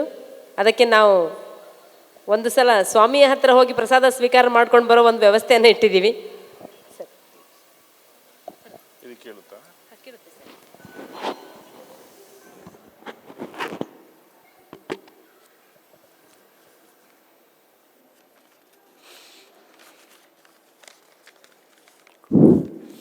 ಓಂ ಶ್ರೀ ಮಂಜುನಾಥಾಯ ನಮಃ. ಕ್ಷೇತ್ರದ ಆರಾಧ್ಯ ದೇವರಾದಂತಹ ಶ್ರೀ ಮಂಜುನಾಥ ಸ್ವಾಮಿಗೆ ಭಕ್ತಿಯ ಪ್ರಣಾಮ ಸಲ್ಲಿಸಿ, ಕ್ಷೇತ್ರದ ಎಲ್ಲ ಅಧಿದೇವತೆಗಳ ಪಾದಾರವಿಂದಕ್ಕೆ ವಂದಿಸಿಕೊಂಡು, ಮಾತನಾಡುವ ಮಂಜುನಾಥ ಶ್ರೀ ಕ್ಷೇತ್ರ ಧರ್ಮಸ್ಥಳದ ಧರ್ಮಾಧಿಕಾರಿಗಳಾದಂತಹ ಪರಮ ಪೂಜ್ಯ ಡಾಕ್ಟರ್ ವೀರೇಂದ್ರ ಹೆಗಡೆಯವರಿಗೆ ವಂದಿಸಿ, ಮಾತೃಶ್ರೀ ಹೇಮಾವತಿ ಹೆಗಡೆಯವರು ಹಾಗೂ ಗೌರವಾನ್ವಿತ ಹರ್ಷಣ್ಣವರಿಗೂ ಕೂಡ ವಂದಿಸಿಕೊಂಡು, ಶ್ರೀಯುತ ಪತ್ರಿಜಿಯವರಿಗೂ ಕೂಡ ವಂದಿಸಿ, ಒಂದು ಒಳ್ಳೆಯ ಒಂದು ಅದ್ಭುತವಾದಂತಹ ಒಂದು ಕಾರ್ಯಕ್ರಮ ಧ್ಯಾನ ಯಜ್ಞ. ಹಾಗಾಗಿ ಈ ಧ್ಯಾನ ಯಜ್ಞದಲ್ಲಿ ಭಾಗವಹಿಸಿದಂತಹ ಎಲ್ಲ ಸಾಧಕರೇ, ವಿಶೇಷವಾಗಿ ನಾನು ಕ್ಷೇತ್ರದ ಬಗ್ಗೆ 3-4 ವಿಚಾರಗಳ ಬಗ್ಗೆ ನಾನು ಮಾತಾಡಲಿಕ್ಕೆ ಬಯಸ್ತಾ ಇದ್ದೇನೆ. ಮಧ್ಯಾಹ್ನ ಊಟ ಆದಮೇಲೆ ಎಲ್ಲರಿಗೂ ಕೂಡ ಸ್ವಲ್ಪ ನಿದ್ದೆ ಎಲ್ಲ ಬರ್ತದೆ. ಬೆಳಗ್ಗೆ ನಾನು ನೋಡಿದ್ದೆ ಸಭಾಂಗಣ ತುಂಬಿತ್ತು, ಆದರೆ ಇವಾಗ ಸಭಾಂಗಣ ಸ್ವಲ್ಪ ಖಾಲಿಯಾಗಿದೆ. ಏನೇ ಇರಲಿ ತೊಂದರೆ ಇಲ್ಲ. ಕ್ಷೇತ್ರದಲ್ಲಿ ವಿಶೇಷವಾಗಿ ಚತುರ್ದಾನ ಪರಂಪರೆಗಳಿವೆ. ಯಾಕೆಂತ ಹೇಳಿದರೆ ಸುಮಾರು 1000 ವರ್ಷಗಳ ಇತಿಹಾಸ ಇರುವಂಥದ್ದು ಶ್ರೀ ಕ್ಷೇತ್ರ ಧರ್ಮಸ್ಥಳ. ಇದರಲ್ಲಿ ವಿಶೇಷವಾಗಿ ನಡೆಯುವಂಥದ್ದು ಈ ಕ್ಷೇತ್ರದಲ್ಲಿ ಅಂತ ಹೇಳಿದ್ರೆ ಚತುರ್ದಾನಗಳು. ಚತುರ್ದಾನಗಳು ಯಾವುದೆಲ್ಲ ಅಂತ ಹೇಳಿದರೆ ಮೊದಲಿಗೆ ಬರುವಂಥದ್ದು ಅನ್ನದಾನ. ಈ ಶ್ರೀ ಕ್ಷೇತ್ರ ಧರ್ಮಸ್ಥಳ ಅಂತ ಹೇಳಿದ್ರೆ ಅದು ಖಂಡಿತವಾಗಿ ಕೂಡ ಅನ್ನಬ್ರಹ್ಮ ಇರುವಂತಹ ಒಂದು ಜಾಗ ಅಂತಲೇ ಕರೀಬಹುದು. ಯಾಕೆಂತ ಹೇಳಿದ್ರೆ ಅನಾದಿ ಕಾಲದಿಂದಲೂ ಕೂಡ ಇಲ್ಲಿಗೆ ಅಣ್ಣಪ್ಪ ಸ್ವಾಮಿ ಬಂದಾಗ ಭಿಕ್ಷೆ ಬೇಡಿಕೊಂಡೇ ಬಂದದ್ದು. ಯಾಕೆಂತ ಹೇಳಿದ್ರೆ ಜೈನ ದಂಪತಿಗಳ ಒಂದು ಸತ್ವ ಪರೀಕ್ಷೆಯನ್ನು ಮಾಡುವುದಕ್ಕಾಗಿ ಭವತಿ ಭಿಕ್ಷಾಂದೇಯಿ ಅಂತ ಹೇಳಿಕೊಂಡು ಬಂದಂತಹ ಅಣ್ಣಪ್ಪ ಸ್ವಾಮಿಗೆ ಅವರು ಪ್ರಸಾದವನ್ನು ಕೊಟ್ಟಾಗ ಸಂತೃಪ್ತಗೊಂಡಂತಹ ಅಣ್ಣಪ್ಪ ಸ್ವಾಮಿ. ಹಾಗಾಗಿ ಕ್ಷೇತ್ರದ ಹಿನ್ನೆಲೆಯನ್ನು ಕೂಡ ನೋಡಿದಾಗ ಇಲ್ಲಿ ಮೊದಲಿಗೆ ಆದ್ಯತೆ ಕೊಡುವಂಥದ್ದು ಯಾವುದು ಅಂತ ಹೇಳಿದ್ರೆ ಅನ್ನ ಭೋಜನಕ್ಕೆ. ಹಾಗಾಗಿ ಈ ಅನ್ನದಾನದ ವ್ಯವಸ್ಥೆ ಇವತ್ತು ಪ್ರಪಂಚಕ್ಕೆ ಮಾದರಿಯಾದಂಥ ರೀತಿಯಲ್ಲಿ ನಡೀತಾ ಇದೆ. ನೀವೆಲ್ಲ ಎಲ್ಲರೂ ಕೂಡ ಬಂದಿದ್ದೀರಿ, ಮೊನ್ನೆಯಿಂದಲೂ ಕೂಡ ಅನ್ನಪೂರ್ಣಕ್ಕೆ ಬಂದು ಅನ್ನಪ್ರಸಾದವನ್ನು ಸ್ವೀಕಾರ ಮಾಡಿದ್ದೀರಿ. ಹಾಗಾದರೆ ಈ ಅನ್ನಪೂರ್ಣದ ಒಂದು ಭೋಜನ ಶಾಲೆಯಲ್ಲಿ ನಾವು ವಿಶೇಷವಾಗಿ ಶುಚಿತ್ವಕ್ಕೆ ಮಹತ್ವವನ್ನು ಕೊಡ್ತೇವೆ. ಹಾಗೆ ರುಚಿಯಾದಂತಹ ಒಂದು ಅನ್ನಪ್ರಸಾದವನ್ನು ಮಾಡಿಕೊಡುವುದಕ್ಕೆ ನಾವು ಮಹತ್ವವನ್ನು ಕೊಡ್ತೇವೆ. ವಾರ್ಷಿಕವಾಗಿ ಸುಮಾರು 75 ಲಕ್ಷ ಜನ ಅನ್ನಪ್ರಸಾದವನ್ನು ಶ್ರೀ ಕ್ಷೇತ್ರ ಧರ್ಮಸ್ಥಳದಲ್ಲಿ ಮಾಡ್ತಾರೆ ವಾರ್ಷಿಕವಾಗಿ. ಪ್ರತಿ ದಿವಸ ನಮಗೆ ಹೆಚ್ಚು ಹೆಚ್ಚು ಜನ ಬರಬೇಕು ಅಂತ ಕೂಡ ನಾವು ನಿರೀಕ್ಷೆಯಲ್ಲಿರ್ತೇವೆ. ಹೆಚ್ಚು ಜನ ಬಂದಷ್ಟು ಆ ಶ್ರೀ ಮಂಜುನಾಥ ಸ್ವಾಮಿಗೆ ಹೆಚ್ಚು ಜನ ಪ್ರಸಾದ ಉಂಡಷ್ಟು ಅಣ್ಣಪ್ಪ ಸ್ವಾಮಿ ಧರ್ಮದೇವತೆಗಳು ಸಂತೃಪ್ತರಾಗ್ತಾರೆ ಅನ್ನುವಂಥ ಒಂದು ಭಾವನೆ. ಇಲ್ಲಿ ನೀವು ನೋಡಿದ ಹಾಗೆ 2 ಊಟದ ಹಾಲ್ಗಳಿವೆ. ಈ 2 ಊಟದ ಹಾಲಲ್ಲಿ ಒಮ್ಮೆಗೆ 2,000 ಜನ ಊಟಕ್ಕೆ ಕೂತ್ಕೊಳ್ತಾರೆ. ಒಮ್ಮೆಗೆ 2,000 ಜನ ಒಮ್ಮೆಗೆ ಊಟಕ್ಕೆ ಕೂತ್ಕೊಂಡ್ರೆ ಗಂಟೆಗೆ ಸುಮಾರು 8,000 ಜನ ಅನ್ನಪ್ರಸಾದವನ್ನು ಸ್ವೀಕಾರ ಮಾಡಿಕೊಂಡು ಹೋಗ್ತಾರೆ. ಲಕ್ಷ ದೀಪೋತ್ಸವದ ಸಂದರ್ಭದಲ್ಲಿ ಸುಮಾರು 60ರಿಂದ 70,000 ಜನ ಒಂದು ದಿವಸಕ್ಕೆ ಅನ್ನಪ್ರಸಾದವನ್ನು ಸ್ವೀಕಾರ ಮಾಡಿಕೊಂಡು ಹೋಗುವಂಥ ಒಂದು ಅನ್ನ ದೇಗುಲ ಅಂತ ಹೇಳಿದ್ರೆ ಅದು ಅನ್ನಪೂರ್ಣ ಛತ್ರ ಅಂತ ಹೇಳಲಿಕ್ಕೆ ನಾನು ಬಯಸ್ತಾ ಇದ್ದೇನೆ. ಶಿವರಾತ್ರಿಯ ಸಂದರ್ಭದಲ್ಲಿ ಕೂಡ ಕಳೆದ ವರ್ಷ ಸುಮಾರು 75,000 ಜನ ಒಂದೇ ದಿವಸಕ್ಕೆ ಅನ್ನಪ್ರಸಾದವನ್ನು ಸ್ವೀಕಾರ ಮಾಡಿದರು. ನಮ್ಮಲ್ಲಿ ನಾವು ಮುಂದಿನ ಪೂಜ್ಯ ಹೆಗಡೆಯವರು ಅಥವಾ ಗೌರವಾನ್ವಿತ ಹರ್ಷಣ್ಣವರು ಮುಂದಿನ 50 ವರ್ಷಕ್ಕೆ ನೋಡಿಕೊಂಡು ಅಲ್ಲಿಯ ಎಲ್ಲ ವ್ಯವಸ್ಥೆಯನ್ನು ಕೂಡ ಮಾಡ್ತಾರೆ. ಹಾಗಾಗಿ ನಮ್ಮ ಅನ್ನಪೂರ್ಣ ಛತ್ರ ಮುಂದಿನ 50 ವರ್ಷಕ್ಕೆ ಬೇಕಾಗಿ ನವೀಕರಣಗೊಂಡಿದೆ ಅಂತ ಹೇಳಲಿಕ್ಕೆ ನಾನು ಬಯಸ್ತಾ ಇದ್ದೇನೆ. ಹೊಸದಾಗಿ ರಚನೆಯಾದಂತಹ ಅಡುಗೆ ಕೋಣೆ, ಮೊನ್ನೆ ನಮ್ಮ ಇಲ್ಲಿಯ ಕೆಲವು ಗಣ್ಯರೆಲ್ಲ ಬಂದು ಹೋದರು. ಹಾಗಾಗಿ ನಮ್ಮ ಅನ್ನಪೂರ್ಣದ ಅಡುಗೆ ಕೋಣೆಯನ್ನು ಯಾವುದೇ ಟೈಮಲ್ಲಿ ಯಾರೇ ಬಂದು ನೋಡಿಕೊಂಡು ಹೋಗುವಂಥ ಪಾರದರ್ಶಕತೆ ವ್ಯವಸ್ಥೆ ಇದೆ. ಯಾವುದೇ ಅಪಾಯಿಂಟ್ಮೆಂಟ್ ಬೇಕು ಅಂತಿಲ್ಲ. ಅನ್ನಪೂರ್ಣಕ್ಕೆ ಬರಬಹುದು, ಅನ್ನಪ್ರಸಾದವನ್ನು ಸ್ವೀಕಾರ ಮಾಡಬಹುದು, ಅಡುಗೆ ಕೋಣೆಯನ್ನು ನೋಡಬಹುದು. ಹಾಗಾಗಿ ಗಂಟೆಗೆ ಸುಮಾರು 25,000 ಜನಕ್ಕೆ ಬೇಕಾದಂಥ ಸಾರು, ಸಾಂಬಾರು, ಪಾಯಸ ನಮ್ಮದೇನು ಮೆನು ಇದೆ ಅದನ್ನು ನಾವು 1 ಗಂಟೆಯಲ್ಲಿ ತಯಾರು ಮಾಡಬಹುದು. 25,000 ಜನಕ್ಕೆ ಬೇಕಾದದ್ದು. ಸುಮಾರು 12,000 ಜನಕ್ಕೆ ಬೇಕಾದಂಥ ಒಂದು ಅನ್ನವನ್ನು ನಾವು 1 ಗಂಟೆಯಲ್ಲಿ ತಯಾರು ಮಾಡ್ತೇವೆ. ಹಾಗಾಗಿ ಬಸ್ಸಲ್ಲಿ ಇಳಿದಂಥ ಒಬ್ಬ ಭಕ್ತ ನೇತ್ರಾವತಿಗೆ ಹೋಗಿ ಸ್ನಾನ ಮಾಡಿಕೊಂಡು ಬಂದು ದರ್ಶನ ಮಾಡಿ ಹೊರಗೆ ಬರುವಾಗ ನಮ್ಮಲ್ಲಿ ಎಲ್ಲ ವ್ಯವಸ್ಥೆಗಳು ತಯಾರಾಗಿರ್ತದೆ ಅಂತ ಹೇಳಿದ್ರೆ ಇದು ವಿಶೇಷತೆಯನ್ನು ನೀವು ಗಮನಿಸಬಹುದು. ಯಾಕೆಂತ ಹೇಳಿದ್ರೆ ಹಾಗಾಗಿ ಪ್ರತಿ ದಿವಸ ಸುಮಾರು ಅಂದಾಜು 20ರಿಂದ 25,000 ಜನ ಊಟ ಮಾಡ್ತಾರೆ ಪ್ರತಿ ದಿವಸ ನಮ್ಮ ಅನ್ನಪೂರ್ಣದಲ್ಲಿ. ದಿವಸಕ್ಕೆ ಸುಮಾರು 2,500 kgಯಷ್ಟು ಅಕ್ಕಿ ಖರ್ಚಾದರೆ ಸುಮಾರು 15 ಕ್ವಿಂಟಾಲ್ನಷ್ಟು ತರಕಾರಿ, ಒಂದು ದಿವಸಕ್ಕೆ 100 kg ಉಪ್ಪು ಇಲ್ಲಿ ಖರ್ಚಾಗ್ತದೆ. ಒಂದು ದಿವಸಕ್ಕೆ 100 kg ಉಪ್ಪು ಅಂತ ಹೇಳಿ ನೀವು ಆಲೋಚನೆ ಮಾಡಿ. 1 ಕ್ವಿಂಟಾಲ್ ಉಪ್ಪಿನ ಬಳಕೆ ಆಗ್ತದೆ. ಅದಲ್ಲದೆ ಸುಮಾರು 600 ತೆಂಗಿನಕಾಯಿ, 500 ಲೀಟ್ರ್ ಮಜ್ಜಿಗೆ ನಾವು ಪ್ರತಿ ದಿವಸ ಬಳಸ್ತಾ ಇದ್ದೇವೆ. ಸುಮಾರು 260 ಜನ ಕೆಲಸಗಾರರು ನಮ್ಮಲ್ಲಿ ಕೆಲಸ ಮಾಡ್ತಾ ಇದ್ದಾರೆ. ಅದಲ್ಲದೆ ಇವತ್ತು ನಾವು ಕಾಣ್ತಾ ಇದ್ದೇವೆ ಬೆಂಗಳೂರು ತುಂಬ ಏನಾಗಿದೆ, ವಾಸನೆ ಬರ್ತಾ ಇದೆ ಅಥವಾ ಗಾರ್ಬೇಜ್ ಸಿಟಿ ಹೀಗೆಲ್ಲ ನಾವು ಕರೆಯೋದನ್ನು ಕಾಣ್ತಾ ಇದ್ದೇವೆ. ಶ್ರೀ ಕ್ಷೇತ್ರ ಧರ್ಮಸ್ಥಳದಲ್ಲಿ ಎಲ್ಲದಕ್ಕೂ ಆದ್ಯತೆಯನ್ನು ಕೊಡ್ತಾರೆ. ವಿಶೇಷವಾಗಿ ನಮ್ಮಲ್ಲಿ ದಿವಸಕ್ಕೆ 2 ಲಕ್ಷ ಲೀಟರ್ ನೀರನ್ನು ಬಳಕೆಯನ್ನು ನಾವು ಮಾಡಿದರೆ ಆ ಎಲ್ಲ ನೀರುಗಳು ಕೂಡ ಎಲ್ಲಿಗೆ ಹೋಗ್ತದೆ ಅಂತ ಹೇಳಿದ್ರೆ STPಗೆ ಹೋಗ್ತದೆ. ಆ STPಗೆ ಹೋಗಿ ರೀಸೈಕಲ್ ಆಗಿ ಕೃಷಿಗೆ ಬಳಕೆ ಮಾಡುವಂಥ, ಮರುಬಳಕೆ ಮಾಡುವಂಥ ವ್ಯವಸ್ಥೆ ಕೂಡ ಇದೆ. ದಿವಸಕ್ಕೆ ಕ್ಷೇತ್ರದ ಬೇರೆ ಬೇರೆ ಸುಮಾರು 2,900 ರೂಮುಗಳಿವೆ, ಸುಮಾರು 14 ಲಾಡ್ಜ್ಗಳಿವೆ. ಒಮ್ಮೆಗೆ 30,000 ಜನ ಅಲ್ಲಿ ಉಳ್ಕೊಳ್ಳುವಂಥ ವ್ಯವಸ್ಥೆ ಇದೆ. ದಿವಸಕ್ಕೆ ಸುಮಾರು 35 ಲಕ್ಷ ಲೀಟರ್ ನೀರಿನ ಏನು ಬಳಕೆ ಶ್ರೀ ಕ್ಷೇತ್ರ ಧರ್ಮಸ್ಥಳದಲ್ಲಿ ಆಗ್ತದೆ. ಆ ಎಲ್ಲ ನೀರುಗಳು ಕೂಡ STPಗೆ ಹೋಗಿ ರೀಸೈಕಲ್ ಆಗಿ ಕೃಷಿಗೆ ನಾವು ಮರುಬಳಕೆಯನ್ನು ಮಾಡಿದರೆ ನಮ್ಮ ಅನ್ನಪೂರ್ಣ ಛತ್ರದಲ್ಲಿ ದಿವಸಕ್ಕೆ ಸುಮಾರು 1,000 kg ವೇಸ್ಟೇಜ್ ಸಿಗುತ್ತೆ. ಆ ವೇಸ್ಟೇಜನ್ನು ವರ್ಮಿ ಕಾಂಪೋಸ್ಟ್ ಘಟಕ ಇದೆ, ಎರೆಗೊಬ್ಬರದ ಘಟಕ, ಆ ಡಿಕಾಂಪೋಸ್ಟ್ ಯೂನಿಟಿಗೆ ಹೋಗಿ ಅಲ್ಲಿ ಕಾಂಪೋಸ್ಟನ್ನು ತಯಾರು ಮಾಡಿ ಆ ಕಾಂಪೋಸ್ಟನ್ನು ಎರೆಹುಳಕ್ಕೆ ಕೊಡುವುದರ ಮೂಲಕ ತಿಂಗಳಿಗೆ ಸುಮಾರು 4,000 kg ಎರೆಗೊಬ್ಬರ ಪ್ರತಿ ತಿಂಗಳು ಶ್ರೀ ಕ್ಷೇತ್ರ ಧರ್ಮಸ್ಥಳದಲ್ಲಿ ಸಿಗ್ತದೆ. ಹಾಗಾಗಿ ಇಲ್ಲಿ ನೀವು ಕಾಣುವಂಥದ್ದು ಏನು ಅಂತ ಹೇಳಿದ್ರೆ, ಅನ್ನಪೂರ್ಣ ಅಂತ ಹೇಳಿದ್ರೆ ಕೇವಲ ಅನ್ನದಾನ ಮಾತ್ರ ಮಾಡುವಂಥದ್ದಲ್ಲ, ಅಲ್ಲಿ ಜಲ ಬಳಕೆ ಮಾಡುವಂಥದ್ದು, ಅಲ್ಲಿ ವೇಸ್ಟೇಜ್ ಏನಿದೆ ತ್ಯಾಜ್ಯವನ್ನು ಮರುಬಳಕೆ ಮಾಡುವಂಥ ವ್ಯವಸ್ಥೆ ಕೂಡ ಶ್ರೀ ಕ್ಷೇತ್ರ ಧರ್ಮಸ್ಥಳದಲ್ಲಿ ಇದೆ ಅಂತ ಹೇಳಲಿಕ್ಕೆ ನಾನು ಬಯಸ್ತಾ ಇದ್ದೇನೆ. ಬೆಳಿಗ್ಗೆ 10:30 ಗಂಟೆಗೆ ಅನ್ನಪ್ರಸಾದ ಪ್ರಾರಂಭ ಆದರೆ ಸಂಜೆ 5:15 ಕೂಡ ಅನ್ನಪ್ರಸಾದವನ್ನು ನಾವು ಕೊಡ್ತೇವೆ. ರಾತ್ರಿ 7 ಗಂಟೆಗೆ ಅನ್ನಪ್ರಸಾದ ಪ್ರಾರಂಭ ಆದರೆ 1:30 ಗಂಟೆ ಮಧ್ಯರಾತ್ರಿಯಲ್ಲಿ ಕೂಡ ನಾವು ಅನ್ನಪ್ರಸಾದವನ್ನು ಕೊಟ್ಟಂಥ ಉದಾಹರಣೆಗಳು ಕ್ಷೇತ್ರ ಧರ್ಮಸ್ಥಳದಲ್ಲಿದೆ. ದೇವರ ದರ್ಶನವಾಗಿ ಕೊನೆಯ ಭಕ್ತ ಬರುವಲ್ಲಿವರೆಗೆ ನಾವು 250 ಜನ ವೆಯ್ಟ್ ಮಾಡಿ ಅವರಿಗೆ ಅನ್ನಪ್ರಸಾದವನ್ನು ಮಾಡಿ ನಾವು ಕಳುಹಿಸಿಕೊಡುವಂಥ ವ್ಯವಸ್ಥೆ ಧರ್ಮಸ್ಥಳದಲ್ಲಿದೆ.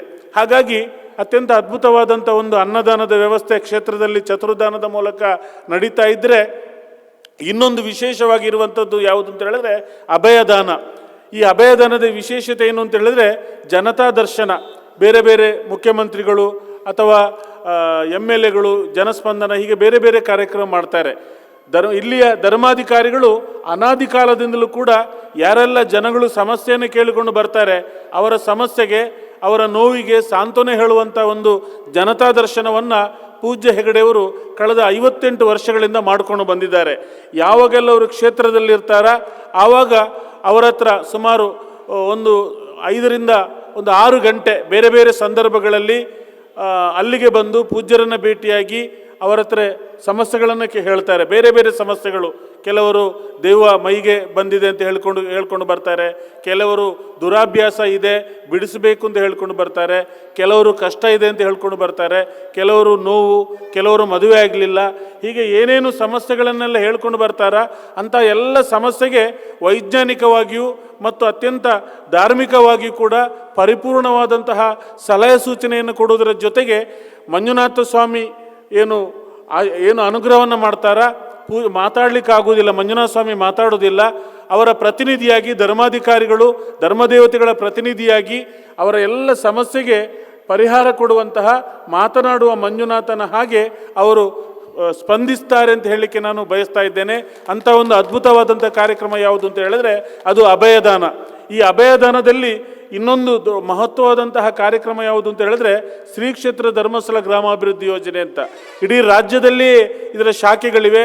ರಾಜ್ಯದ ಎಲ್ಲ ಗ್ರಾಮಗಳಲ್ಲಿ ಕೂಡ ಸೇವಾ ಪ್ರತಿನಿಧಿಗಳು ಅನ್ನುವಂಥ ಒಂದು ಕಾನ್ಸೆಪ್ಟಲ್ಲಿ ಕ್ಷೇತ್ರದ ಪ್ರತಿನಿಧಿಯಾಗಿ ಅವರು ಕೆಲಸವನ್ನು ಮಾಡ್ತಾರೆ.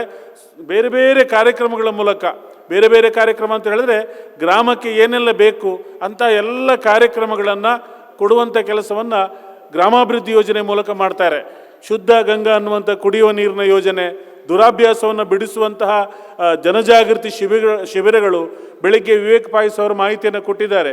ಅಂತಹ ಪಾನಮುಕ್ತ ಜೀವನ ನಿರ್ಮಾಣಕ್ಕಾಗಿ ಜನಜಾಗೃತಿ ಕಾರ್ಯಕ್ರಮ, ಯಾರ ಕೈಗೆ ದುಡ್ಡಿಲ್ಲ ಅಂಥವರಿಗೆ ಬಡವರ ಕೈಗೆ ಬಂಡವಾಳ ಅನ್ನುವಂಥ ಹೆಸರಲ್ಲಿ ಪ್ರಗತಿ ನಿಧಿಯ ಮೂಲಕ ಸಾಲ ಸೌಲಭ್ಯವನ್ನು ಕೊಡುವಂಥದ್ದು, ಸುಜ್ಞಾನ ನಿಧಿ ಎನ್ನುವಂತಹ ವಿದ್ಯಾರ್ಥಿ ವೇತನ ಕಾರ್ಯಕ್ರಮ, ಅದರ ಜೊತೆಗೆ ವಿಮೆ, ಗ್ರಾಮೀಣ ಭಾಗದ ಬಡವರಿಗೆ ಕಡಿಮೆ ಮೊತ್ತದ ಒಂದು ಆರೋಗ್ಯ ವಿಮಾ ಕಾರ್ಯಕ್ರಮಗಳು, ಮಹಿಳೆಯರ ಸಬಲೀಕರಣಕ್ಕಾಗಿ ಮಹಿಳಾ ಜ್ಞಾನ ವಿಕಾಸ ಕೇಂದ್ರ, ಹಾಗೆ ಬೇರೆ ಬೇರೆ ಶಾಲೆಗಳಿಗೆ ಕೊಠಡಿ ಇಲ್ಲದಂತಹ ಶಾಲೆಗಳಿಗೆ ಕೊಠಡಿ, ಕೂತ್ಕೊಳ್ಳಿಕ್ಕೆ ಡೆಸ್ಕ್ ಬೆಂಚು, ಹೀಗೆ ಕುಡಿಯುವ ನೀರಿನ ಯೋಜನೆ, ಬೇರೆ ಬೇರೆ ಕಾರ್ಯಕ್ರಮಗಳ ಮೂಲಕ ಸುಮಾರು ಗ್ರಾಮಾಭಿವೃದ್ಧಿ ಯೋಜನೆ ಮೂಲಕ ಇಡೀ ರಾಜ್ಯಾದ್ಯಂತ 6.5 ಲಕ್ಷ ಸ್ವಸಹಾಯ ಸಂಘಗಳ ಮೂಲಕ ಸುಮಾರು 60 ಲಕ್ಷ ಮಂದಿಯನ್ನು ತಲುಪುವಂಥ ಕೆಲಸವನ್ನು ಗ್ರಾಮಾಭಿವೃದ್ಧಿ ಯೋಜನೆ ಮೂಲಕ ಮಾಡಿದ್ದಾರೆ.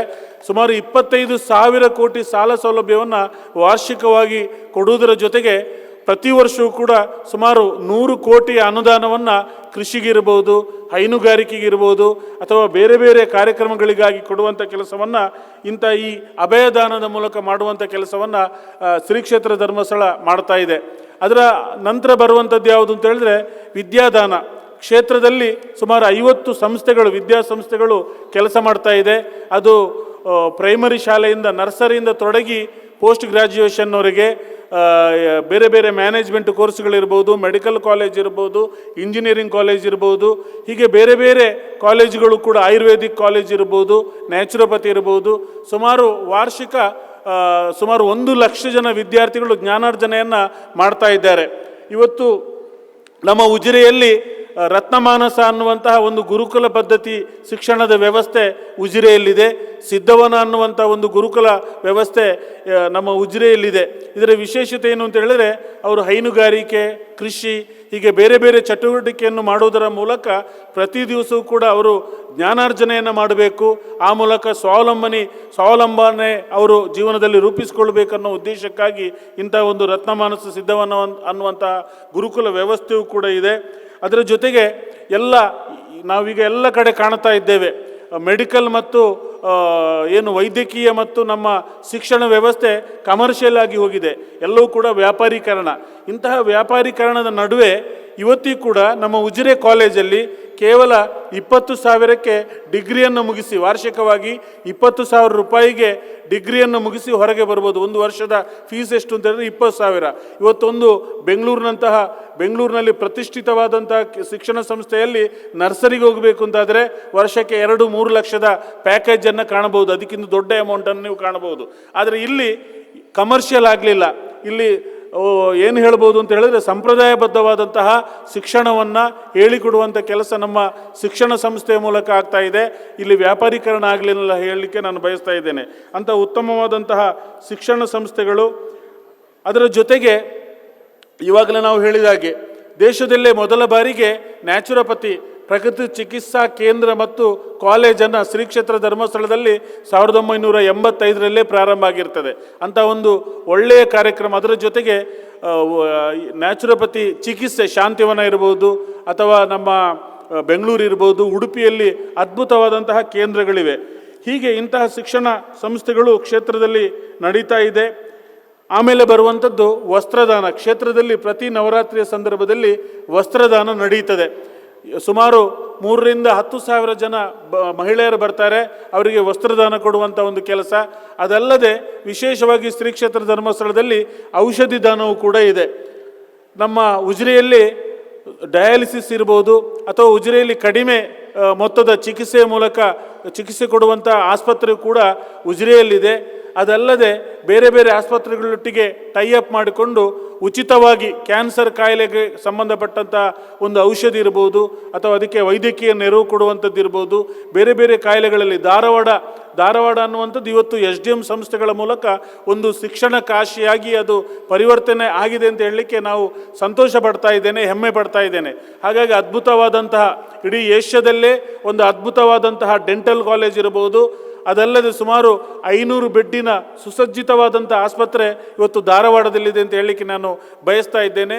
ಇದು ವಿಶೇಷವಾಗಿ ಔಷಧಿ ದಾನಕ್ಕೆ ಪೂರಕವಾಗಿ ನಡೀತಾ ಇದೆ. ಅದಲ್ಲದೆ ಪೂಜ್ಯ ಹೆಗಡೆಯವರು ಕಳೆದ ಒಂದು 50 ವರ್ಷಗಳಲ್ಲಿ ಈ ಮೊಬೈಲ್ ಸಂಚಾರಿ ವೈದ್ಯಕೀಯ ಘಟಕ ಅನ್ನುವಂಥ ಒಂದು ಘಟಕದ ಮೂಲಕ ಕೇವಲ 2 ರೂಪಾಯಿಗೆ ಚಿಕಿತ್ಸೆ ಕೊಡುವಂಥದ್ದು. ಹಳ್ಳಿಗೆ ನಮ್ಮ ವೈದ್ಯರು ಹೋಗಿ ಅಲ್ಲಿ ಅವರಿಗೆ ಚಿಕಿತ್ಸೆ ಕೊಡುವಂಥ ಒಂದು ಘಟಕವನ್ನು ಕೂಡ, ಸೇವೆಯನ್ನು ಕೂಡ ಪೂಜ್ಯರು ಮಾಡಿಕೊಂಡು ಬಂದಿದ್ದಾರೆ. ಅಂತಹ ಔಷಧಿ ದಾನವು ಕೂಡ ಕ್ಷೇತ್ರ ನಡೀತದೆ. ಅದಲ್ಲದೆ ಕ್ಷೇತ್ರದಲ್ಲಿ ಬೇರೆ ಬೇರೆ ಕಾರ್ಯಕ್ರಮಗಳು, ವಿಶೇಷವಾಗಿ ಸಾಮೂಹಿಕ ಮದುವೆ. 55 ವರ್ಷಗಳಲ್ಲಿ ಸುಮಾರು 13,000 ಜೊತೆ ವಿವಾಹ ಆಗಿದೆ ಅಂತ ಹೇಳಿದ್ರೆ ಖಂಡಿತವಾಗಿ ಕೂಡ ಇದು ಮಾದರಿ ಅಂತ ಹೇಳಲಿಕ್ಕೆ ನಾನು ಬಯಸ್ತಾ ಇದ್ದೇನೆ. ನೀವು 55 ವರ್ಷದ ಹಿಂದೆ ಹೋದರೆ ಸಾಮೂಹಿಕ ಮದುವೆ ಕಲ್ಪನೆ ಇರಲಿಲ್ಲ. ಹಾಗಾಗಿ ಮೊದಲ ಬಾರಿಗೆ ನಮ್ಮ ಕರ್ನಾಟಕದಲ್ಲಿ ಈ ಸಾಮೂಹಿಕ ಮದುವೆ ಕಲ್ಪನೆಯನ್ನು ಮಾಡೋದರ ಮೂಲಕ ಸರಳವಾದಂಥ ವಿವಾಹಕ್ಕೆ ಮತ್ತು ಒಂದು ಉತ್ತಮವಾದಂಥ, ಇವತ್ತು ನಮ್ಮ ರಾಜ್ಯದ ಬೇರೆ ಬೇರೆ ಕಡೆಗಳಲ್ಲಿ ಸಾಮೂಹಿಕ ಮದುವೆ ನಡೆಯುತ್ತದೆ. ಅಂಥ ಕಾರ್ಯಕ್ರಮಕ್ಕೆ ಮಾದರಿ ಕ್ಷೇತ್ರ ಅಂತ ಹೇಳಲಿಕ್ಕೆ ನಾನು ಬಯಸ್ತಾ ಇದ್ದೇನೆ. ಅದಲ್ಲದೆ ಗ್ರಾಮೀಣ ಭಾಗದಲ್ಲಿ ಸಾಮೂಹಿಕ ಸತ್ಯನಾರಾಯಣ ಪೂಜೆಗಳು, ಗಣೇಶೋತ್ಸವ, ಅಷ್ಟಮಿ ಕಾರ್ಯಕ್ರಮಗಳ ಮೂಲಕ ಧಾರ್ಮಿಕ ಜಾಗೃತಿಯನ್ನು ಮಾಡುವಂತಹ ಕೆಲಸ. ವಿಶೇಷವಾಗಿ ಕಳೆದ 27 ವರ್ಷಗಳಿಂದ ಭಜನಾ ಕಮ್ಮಟದ ಮೂಲಕ ಸುಮಾರು 6,000 ಭಜನಾ ಮಂಡಳಿಯ ಭಜಕರಿಗೆ ತರಬೇತಿಯನ್ನು ಕೊಡುವುದರ ಜೊತೆಗೆ ಇವತ್ತು ರಾಜ್ಯದಲ್ಲಿ ಸುಮಾರು 1 ಲಕ್ಷ ಜನ ಭಜಕರು ಪ್ರತಿನಿತ್ಯ ಪ್ರತಿ ವಾರ ಭಜನೆಯನ್ನು ಮಾಡ್ತಾ ಇದ್ದಾರೆ ಅಂತ ಹೇಳಲಿಕ್ಕೆ ನಾನು ಬಯಸ್ತಾ ಇದ್ದೇನೆ. ಅಂತಹ ಒಂದು ಭಜನಾ ಕ್ಷೇತ್ರದಲ್ಲಿ ಕೂಡ ಶ್ರೀ ಕ್ಷೇತ್ರ ಧರ್ಮಸ್ಥಳ ಕೆಲಸವನ್ನು ಮಾಡಿದೆ.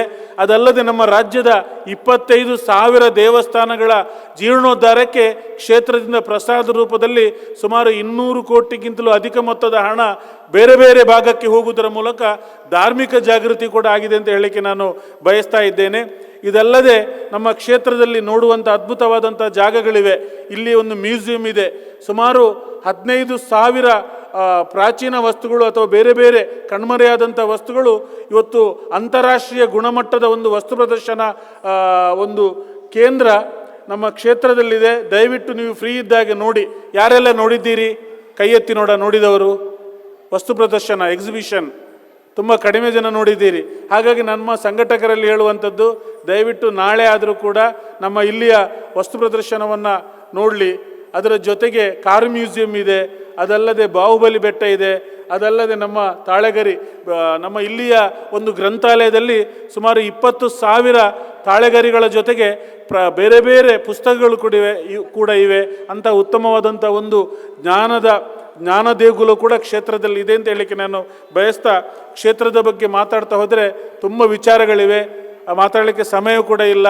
ಹಾಗೆ ನಿಮ್ಮ ಬೇರೆ ಬೇರೆ ಕಾರ್ಯಕ್ರಮಗಳು ಇರುವ ಕಾರಣ ಈ ಕಾರ್ಯಕ್ರಮ ಉತ್ತಮ ರೀತಿಯಲ್ಲಿ ನಡೆದಿದೆ. ನಿಮ್ಮ ಈ ಧ್ಯಾನ ಯಜ್ಞದ ಮೂಲಕ ಮಂಜುನಾಥ ಸ್ವಾಮಿ, ಅಣ್ಣಪ್ಪ ಸ್ವಾಮಿ ಧರ್ಮದೇವತೆಗಳು ಸಂತೃಪ್ತರಾಗಿದ್ದಾರೆ ಅಂತ ಹೇಳಿ ನಾನು ಎಲ್ಲರಿಗೂ ಕೂಡ ವಂದಿಸಿ ನನ್ನ ಮಾತನ್ನು ಕೊನೆಗೊಳಿಸ್ತೇನೆ. ಜೈ ಹಿಂದ್, ಜೈ ಧರ್ಮಸ್ಥಳ.